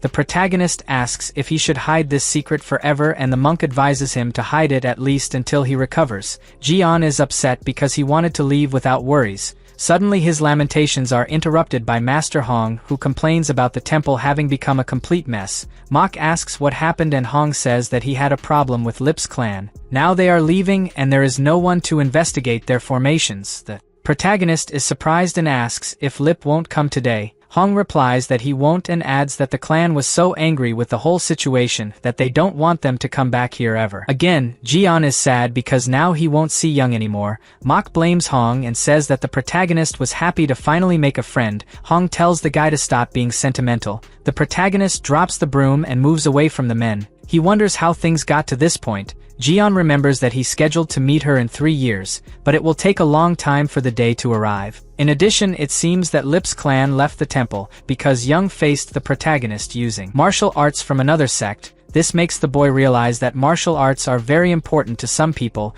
unlike him who doesn't care much. But now he runs the risk of the protagonist being expelled as well as Young if they discover that he knows some techniques from other sects, so Jian is willing to resolve this issue as soon as possible. Meanwhile, at the Shaolin Temple, Young starts crying because he also wanted to meet with the protagonist. The grandfather laments and remembers that she spent the night training to have a fair fight with that disciple today, but Lip also understands that the Shaolin Temple is going through changes. Since the last financial crisis, the temple had the help of other sects and now has debts with them, so it's normal that they are forced to leave the temple. Lip tells himself that when he returns he has to ask his son to get ready. Night comes and Lip leaves the temple. On the way, the disciple notices a strange movement and immediately pulls his gun towards the neck of a man dressed in black. This guy asks Lip if he is the former head of the Jugal clan. Lip confirms that he is, and the man asks for time to ask some questions. The sword continues towards the stranger's neck and the old man agrees to answer the questions. The disciple says that he will only let the conversation proceed if the man reveals his identity. The strange guy replies that it is not necessary to stand guard and presents an emblem with the name of the Tang clan. Lip asks surprised if he came from Sichuan and the man confirms. The old man questions why he hid his presence and assumes that the man belongs to the Tang clan's Flying Swallow Squad. The guy praises Lip's perception and says that he is correct. The old man then asks what drives the Tang clan's elite intelligence unit to look for him. The man replies that he came here because he needs your opinion. The disciple walks away with Young while the two talk. He remembers that the Tang clan is known for paying off debts, both good and bad. The indebted give a token with the family crest as a promise of payment and redeems the item when he pays the debt. At this point the man hands over the Tang clan's crest and says that soon his clan will pay the debt. Lip receives the token and asks what debt he wants to do. The man is direct and says that he heard that the elder met a child in the Shaolin Temple. He wants Lip to talk a little about this child. The old man is surprised that the man traveled from so far just to ask this question about the disciple who fought with Young. It seems that Tang's main squad is focused. The old man then says that he wouldn't normally pass these information, but is willing to have a friendly conversation and asks what the clan wants to know. The man asks if Lip witnessed the boy using any technique of his sect. The old man replies that he only heard that the protagonist used the dragon's claw technique. The man says that he received some information about this child, not knowing how to cultivate, and asks if he knows anything. Lip replies that he thinks Jian really has no internal energy. The man then comes to the conclusion that the Shaolin Temple invited Lip here to let everyone know that the protagonist has no internal energy. The old man was offended because the guy basically assumed that he was the one who spread the rumors. The Tang clan member says he has one last question to ask and asks if the elder thinks the protagonist inherited the legacy of Grandmaster Hong. Lip realizes that this is the question the guy wanted to ask from the beginning and decides to use the Tang clan to get answers on this matter as well. He then replies that he spent little time in the Shaolin Temple and couldn't confirm it. The man thanks him for all the answers. Lip says that he doesn't need to thank him because he paid for it, then returns the token from the Tang clan and says that he also has a question to ask. The man is surprised and realizes that the old man really is not someone easy to deal with. He keeps the token and says that the elder can ask the question. Lip asks if the reason why the Tang clan and the other sects are eyeing the Shaolin Temple is what he suspects. The man replies that it is only a low-ranking member, but his family is actually investigating for a specific reason, and he can confirm that it is exactly what the old man is thinking. Lip says he understands and the two say goodbye. After that, the old man begins to remember the formation he found in Master Hong's poison field. Things start to make sense, and he thinks that the sects are not here because of the protagonist. Maybe they are after Master Hong. Young runs to his grandfather and asks if that child she met is famous. Lip quickly remembers that his granddaughter said she wanted to fight the protagonist again. So he warns that they should never meet again. If that happens, it is good that Young is not associated with him, since the protagonist will probably join a clan in the future and could be dangerous. Young tries to argue, but the grandfather says that this is not a request, so she has no choice. The girl lowers her head sadly and the old man says that they must go now. This decision was not easy for Lip either. But now that she found out that the Tang clan and even the top 10 martial artists are interested in this brat, the best thing to do is to break off the friendship. A few days later, Mok finds the protagonist sitting alone and asks what happened. Jian replies that he made the monks of the Shaolin Temple angry because he learned techniques from another sect. Mok says that he should not worry because in 3 years he will return home. Now he just has to focus on his parents who are waiting for his return. The protagonist replies that he feels like he's a criminal. He can't help but be sad even though he knows that Hong didn't teach those techniques intentionally. Mok is surprised because this is the first time the protagonist has expressed his feelings. He asks what the boy thinks of doing now. Jian seriously replies that he wants to learn martial arts again.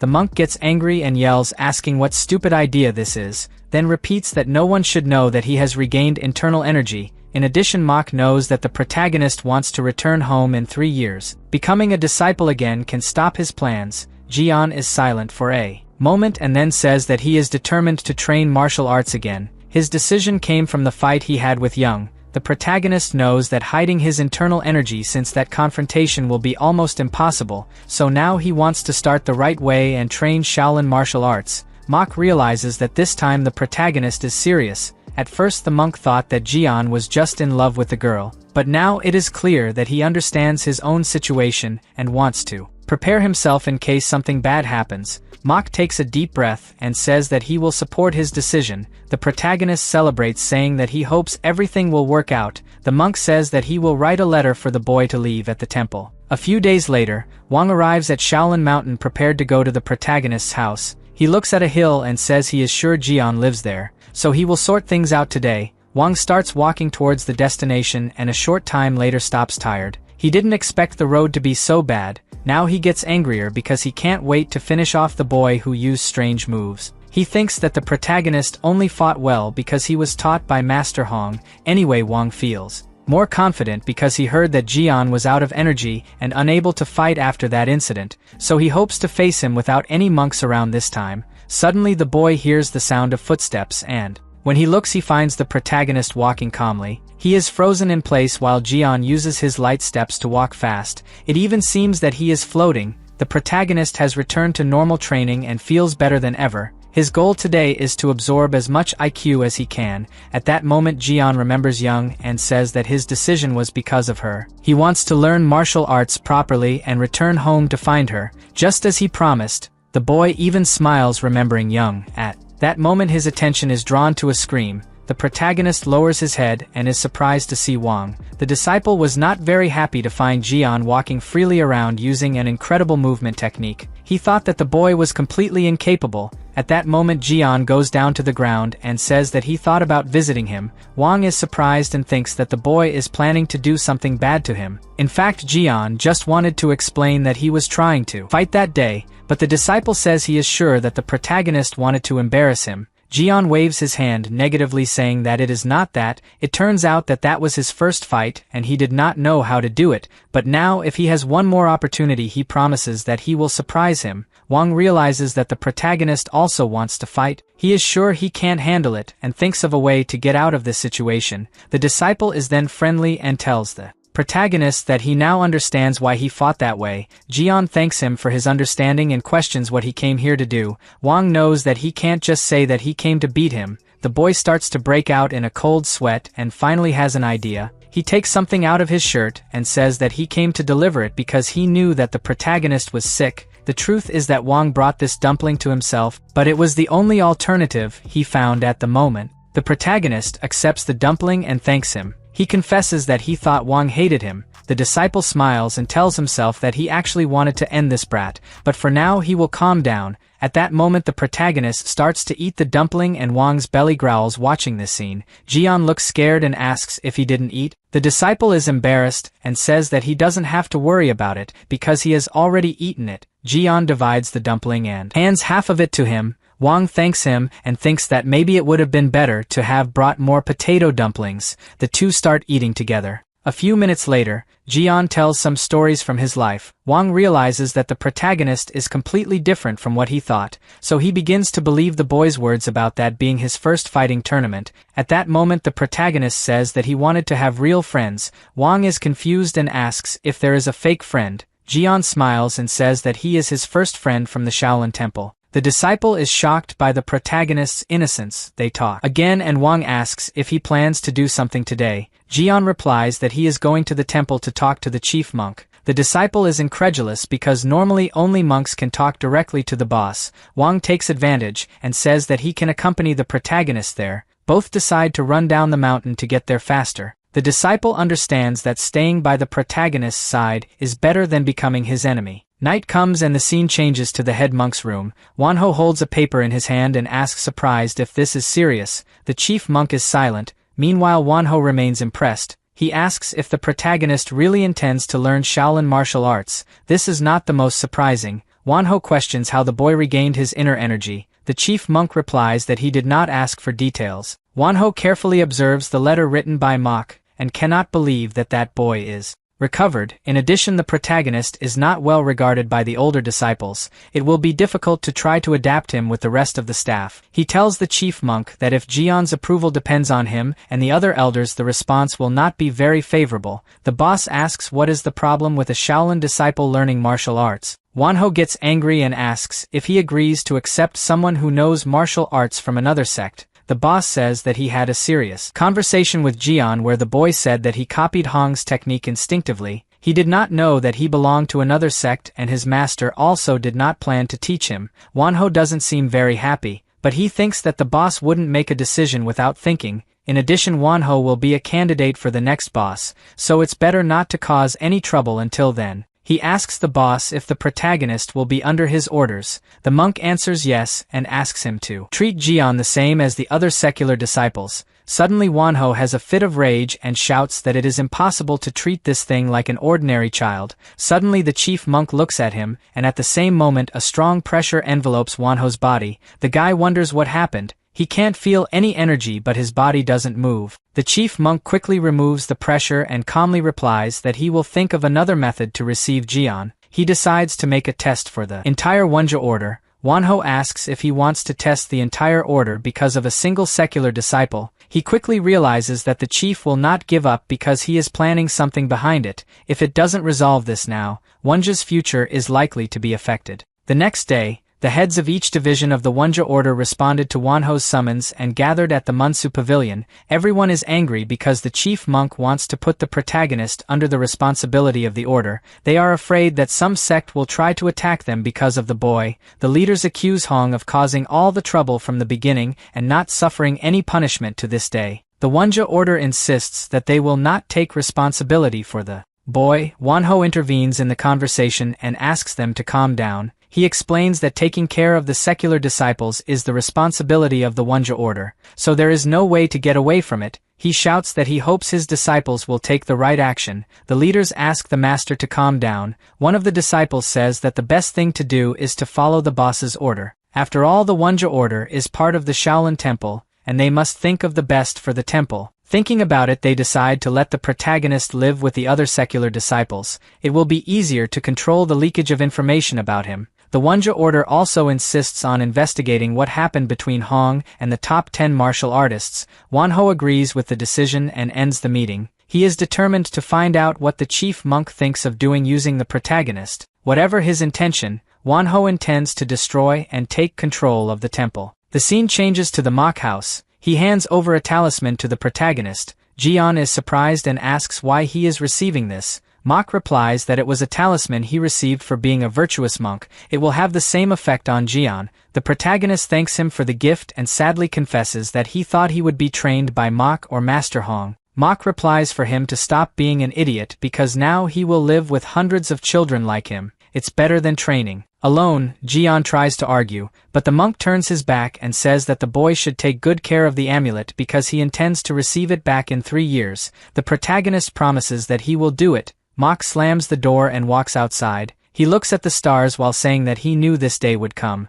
but his heart is restless. Mok remembers all the moments he had with the protagonist in these last 7 years and realizes that he will miss it. He was preparing to let him go in 3 years, but it seems that he will have to say goodbye first. The protagonist has the same feeling and can't hold back the tears. At that moment, Mok remembers the person who gave him the amulet. He misses the disciple who saved his life very much. Suddenly his thoughts are interrupted by the protagonist. Jian opens the door and tells his master that he comes to visit him whenever he has time, so Mok must not think that he will only see him in 3 years. The monk laughs and replies that he should return home whenever he. Jian opens the door and tells his master that he comes to visit him whenever he has time, so Mok must not think that he will only see him in 3 years.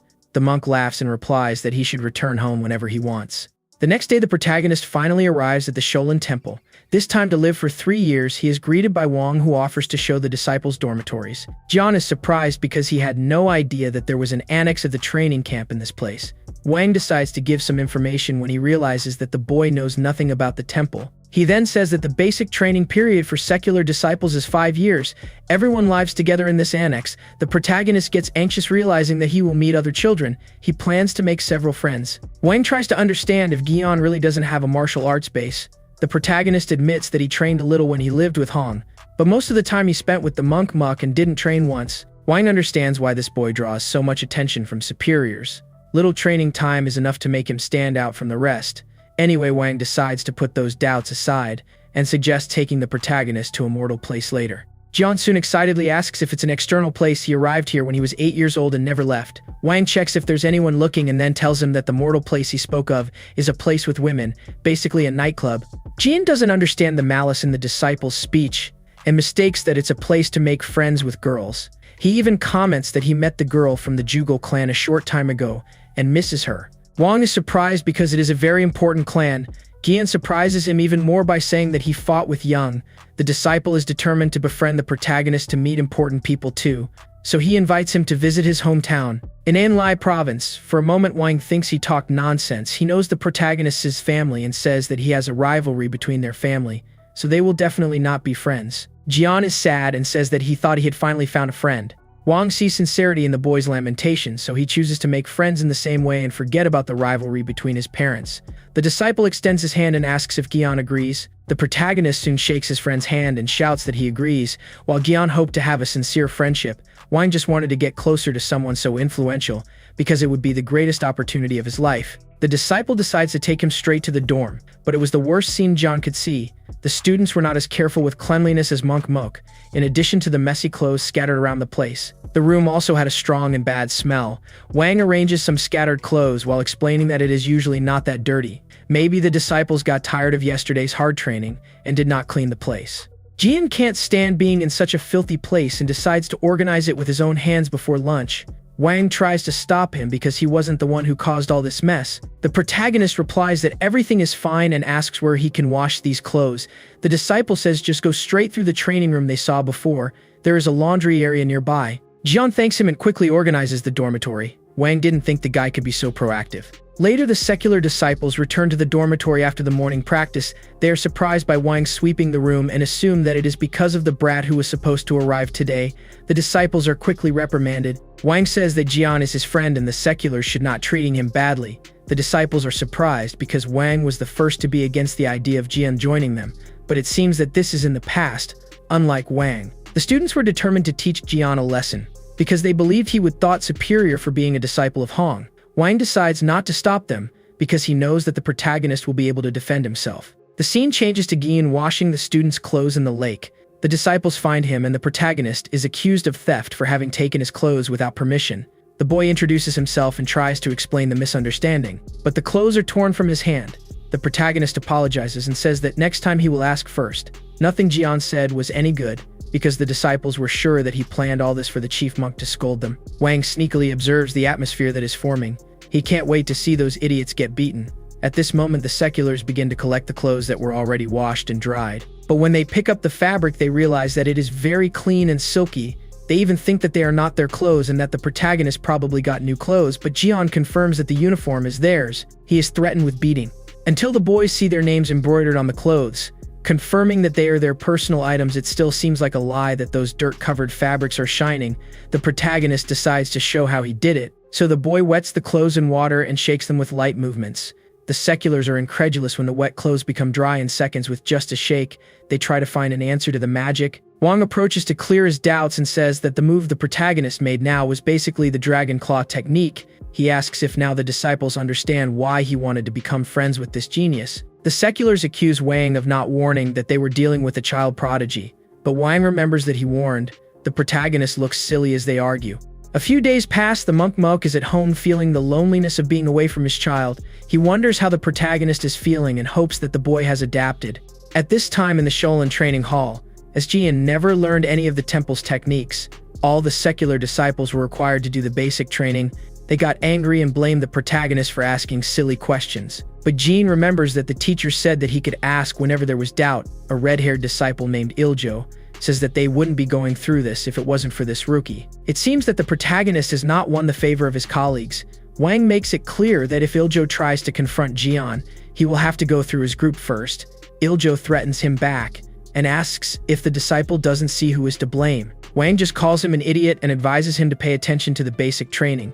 Those words were enough to make Iljo fed up and decide to start a fight.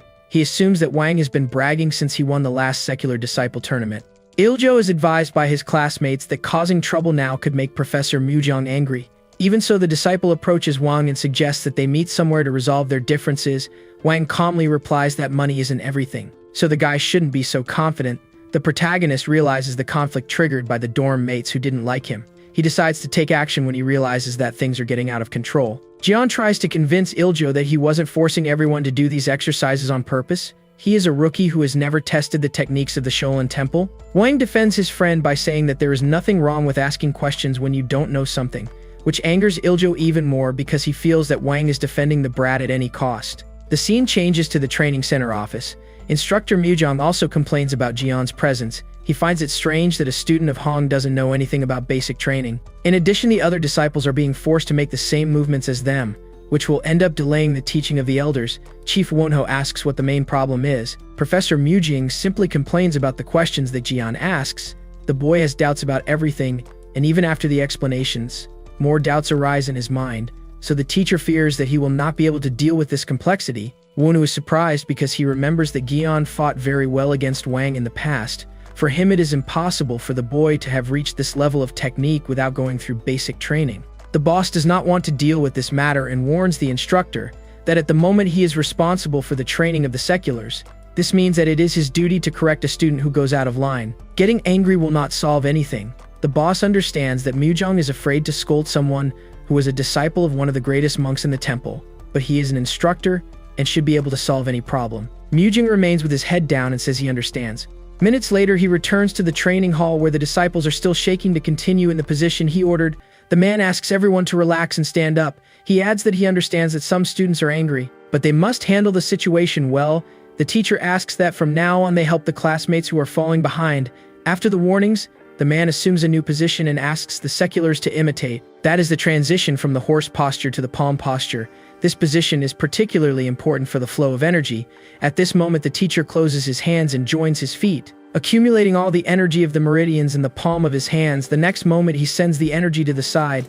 The students are shocked when they see the cycles of energies jump out of the man's hand. The protagonist is quick and decides to modify the technique a little because for him there was an easier way to perform the same movement, but he feels afraid when he realizes that the teacher is watching his movements.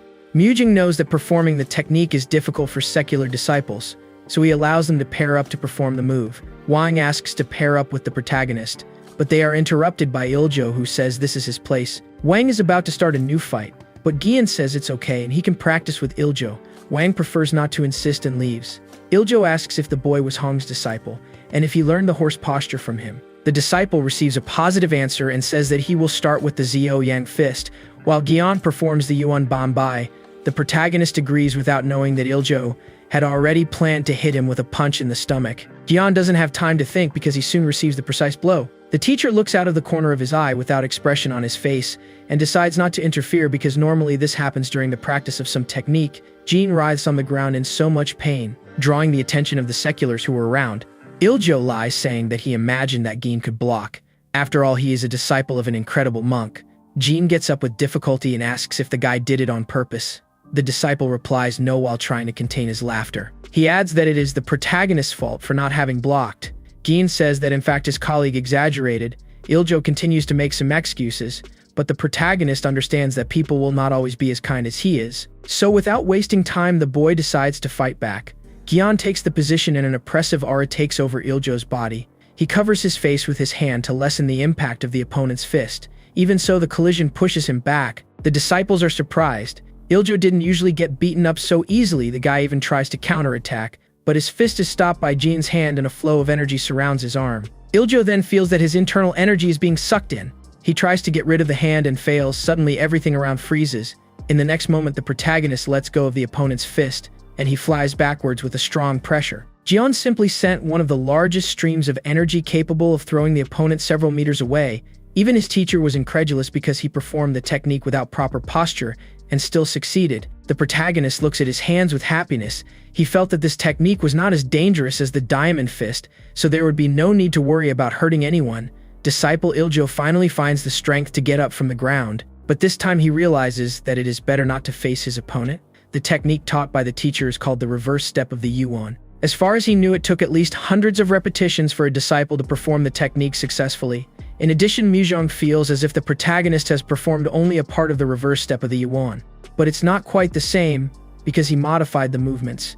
At that moment, Iljo loses his head and builds up the courage to attack his opponent, but the teacher interferes in the action by standing in front of the conflict. Iljo knows he can't overtake. On the other hand, Mujong tries to understand why Gian performed another technique when he said to perform the reverse step of Yuan. The protagonist replies that the only thing that changed in Yuan's reverse step was the posture.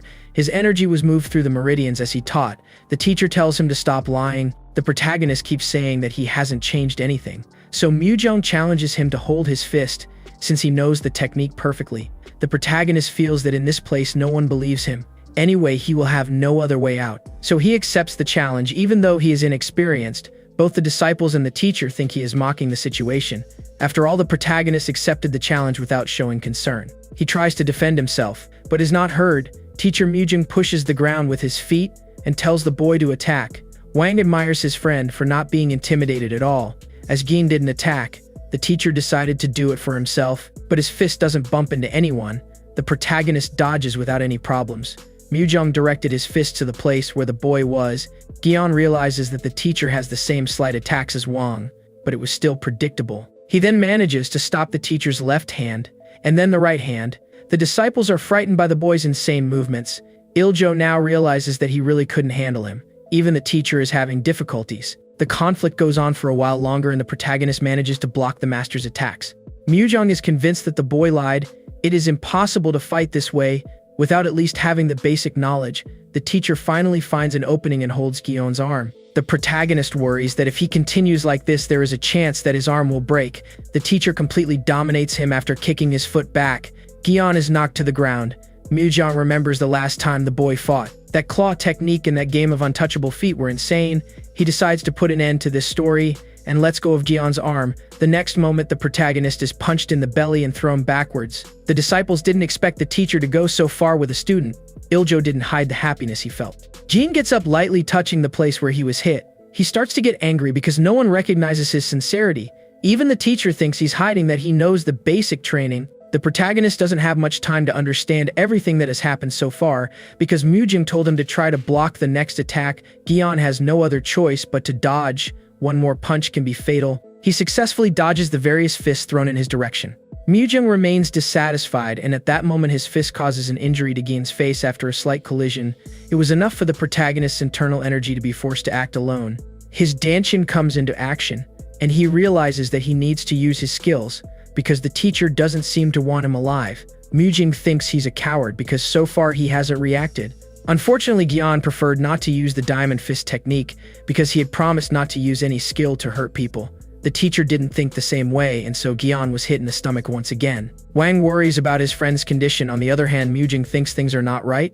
For him, the protagonist has little real combat experience, so he is hesitating. Suddenly, someone shouts asking if the boy is still awake. The protagonist gets up trying to catch his breath, while being encouraged by the disciples to continue on the ground, because the next blow could be fatal. The teacher gets even angrier that he does not accept defeat, then promises that he will end it this time. On the other hand, the protagonist mentally says that there is only one chance to survive. Maybe he can counterattack if he can use the dragon's claw and Yuan's reverse step together. So that's the boy's goal, but he doesn't have time to perform the technique, because in a second Mujang appears in front of him and hits his arm with his fist. Fortunately, the protagonist managed to block the blow in his face, did not suffer any injuries. He did not give up on the idea of joining the two techniques. The Dragon Claw uses the meridians of the upper body, while the reverse step of the Yuan uses both the upper and lower body. Mujang is willing to prevent any counterattack, then flies towards him. Normally, the protagonist would have to return the energy to his dancing before redirecting it to the necessary meridians, but he shortened the path by sending the internal energy to where he needs it without returning it first to the dancing. This time, Gyeon dodges the attack and holds the opponent's hand, sending his own internal energy to suck the teacher's energy. Mujang soon notices that he is using two techniques that depend on different meridians. No secular disciple could do this. Horror took over his body, and the next moment he was thrown away, just like it happened to Iljo earlier. The protagonist looks at the teacher on the ground with happiness. He managed to execute the technique he created in his mind. The disciples didn't believe their own eyes. After all, it was the teacher losing to a student who didn't even know the basic training. Mujang stands up and tells himself that this is the difference from a disciple of Master Hong. Then he admits that his classes are not enough for a student with Jin. He should no longer attend his classes. The teacher leaves after these words, and the protagonist tries to stop him, but is surrounded by all the disciples. The students try to understand how he can be so genius, while Jian wins the favor of his classmates. Chief Wonho goes to the main temple. Suddenly, someone asks if he is in trouble. Hong remembers that Wonho only looks for Buddha when he is in trouble. The boss bows to the master and says that that boy is crazy. He saw the protagonist using two techniques and doesn't understand how it happened. Hong says it's simple. His former disciple combined the two techniques. Wonho yells that this is impossible. Master Hong couldn't combine two techniques either, but for some reason the protagonist is the best when it comes to it. Wonho asks why the movements look different. Only the submission is the same as the technique used previously. For the DM, the answer is that the boy adjusts any movement in his way, and as he finds most comfortable. This is the most convincing answer because no one knows how to explain how the protagonist combines the techniques.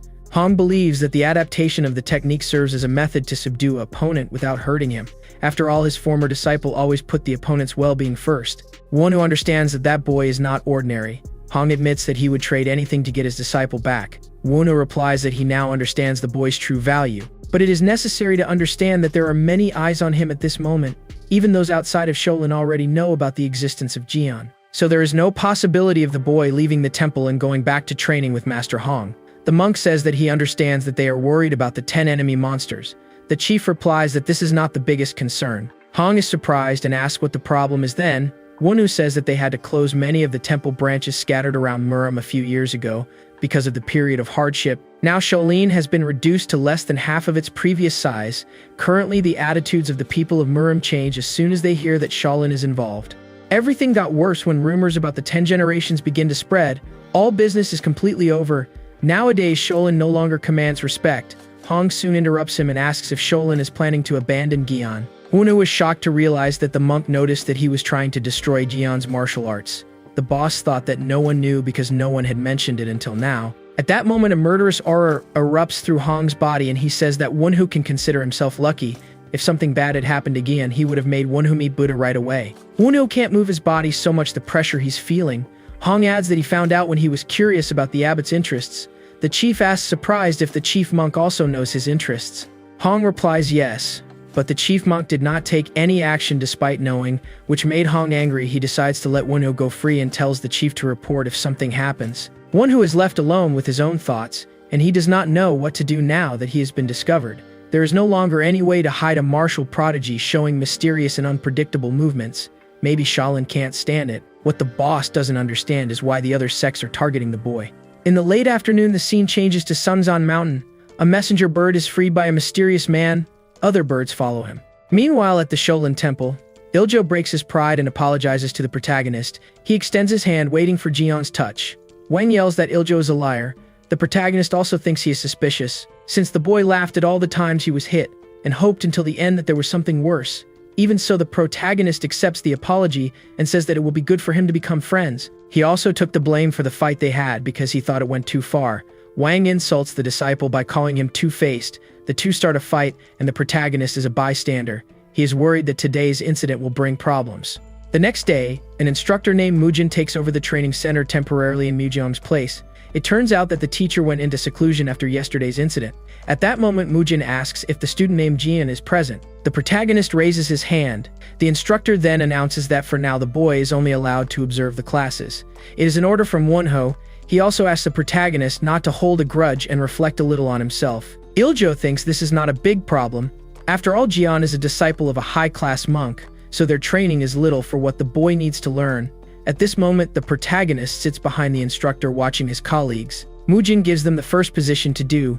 Jean believes he is being penalized for asking silly questions. He hopes he will be out of the training for a short time. Meanwhile, the instructor encourages the disciples to give their all, because the external world is different from Shaolin. One of the students questions if there really are so many bandits and demonic cultists in Murim. He heard that bandits go around eliminating people randomly. The instructor replies that it is a lie. The authorities would arrest them immediately if this were true. In this case, the students see no reason to learn martial arts. Mujin laughs, saying that they need to defend themselves from poisoning or blows that they will not be able to see. Without martial arts, there is no way to perceive the invisible. The protagonist is open-mouthed listening to this. The instructor explains that having 70% luck in Murim is important, but possessing 30% skill to turn this luck into his own is equally crucial. So today he will teach this skill to the students. Originally, the usual curriculum was supposed to be followed, but the instructor decided to go out of schedule since it is a temporary teaching. In addition, he thinks that the techniques of hidden perception is more important. The disciples are not very excited because they have learned perception before, but Jean is anxious because he has never studied something like this. Mujin assures that the disciples will not be disappointed. What they have learned in the last 5 years was perception training without the use of internal energy. The additional perception techniques of Shaolin Temple are called bright perception, dark perception, false perception, explosive perception, among many others. Disciples are surprised by the quantity. Mujin adds that this study will help everyone to perceive the opponent's goal. Perception with internal energy helps to see in the dark, and also to perceive distant objects clearly. Currently, the eyes of students are not prepared to contain internal energy. So this will be today's training. He asks the disciples to circulate the energy through the liver meridian. The protagonist does not understand why the liver is important in this case, but he cannot ask. The disciples follow the instructor's orders. Mujin explains that the eyes are closely related to the liver. This is the reason for circulating the energy through the liver meridian to strengthen vision. Suddenly, the instructor's explanation is interrupted because he feels an energy on his back. The man notices that the protagonist is also practicing. Although Gian was not allowed, Mujin decides to let him practice. He even gives some more tips to improve the execution. The protagonist is the first to understand Mujin's technique.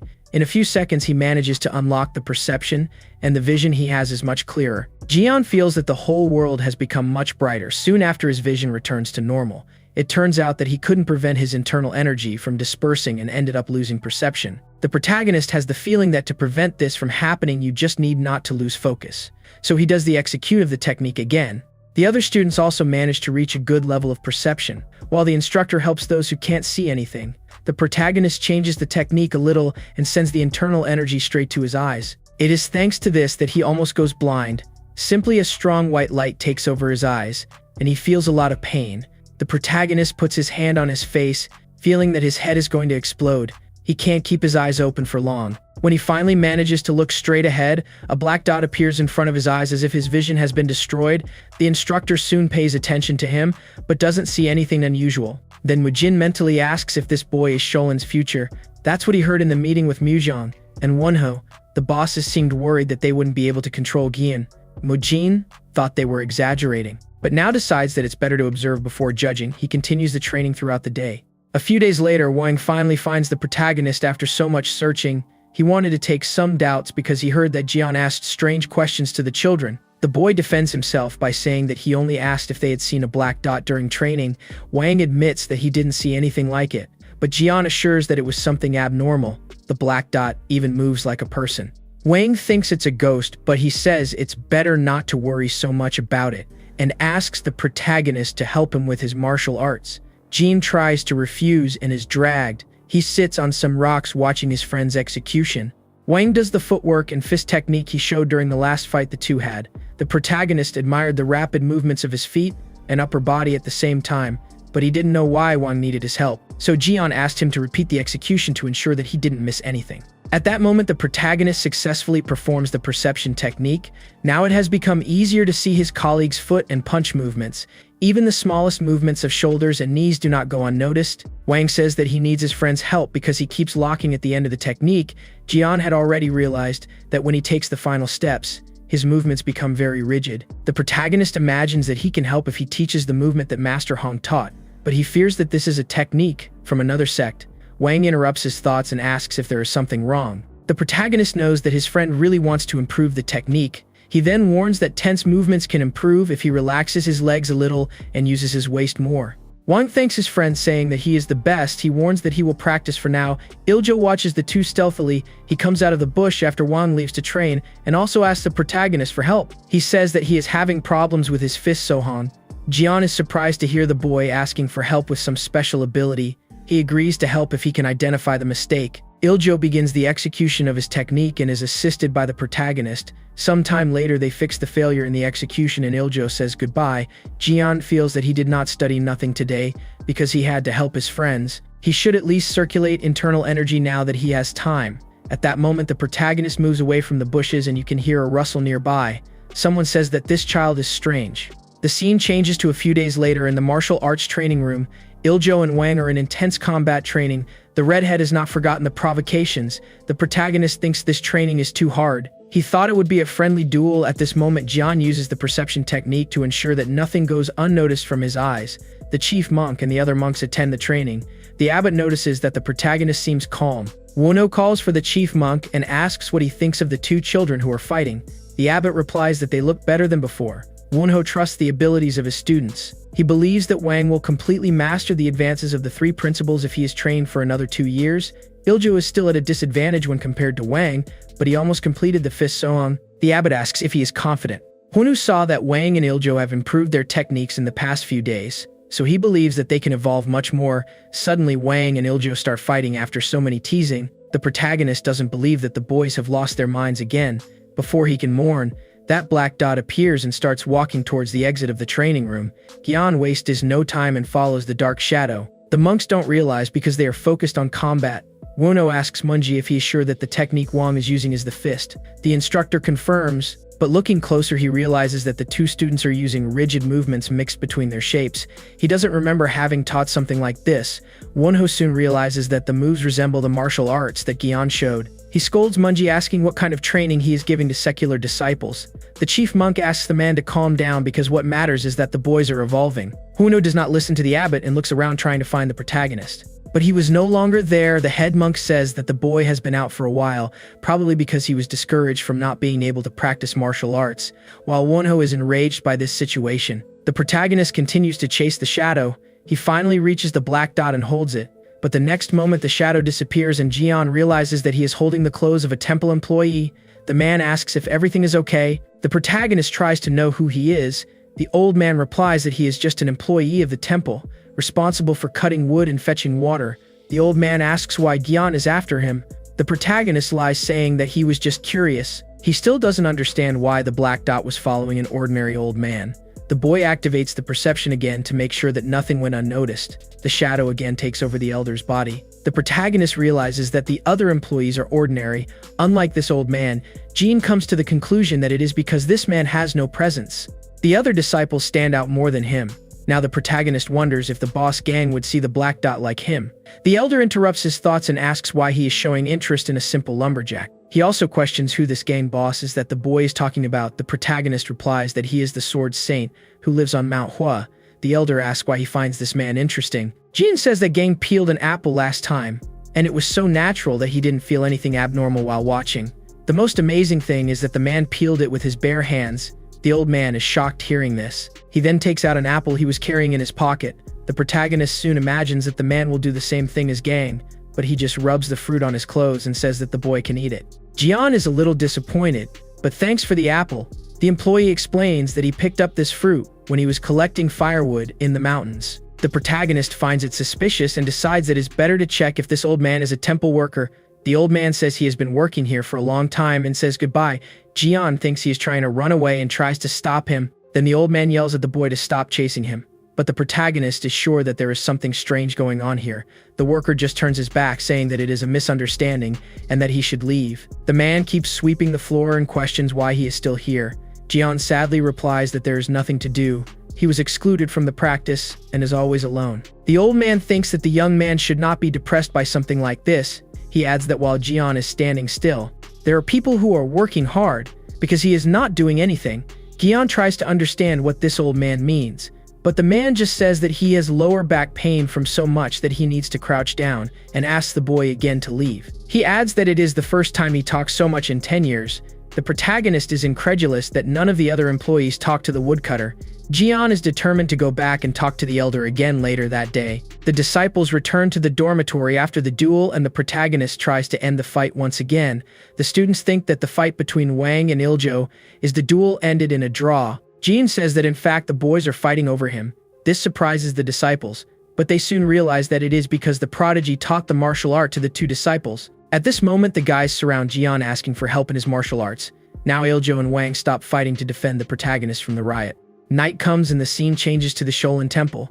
In one of the rooms it is possible to hear an authoritarian voice saying that the situation is getting worse. Wono says that he thought that everything would be solved by excluding Gian, but in today's training something happened. The secular children moved in a similar way to Gian during the duel match.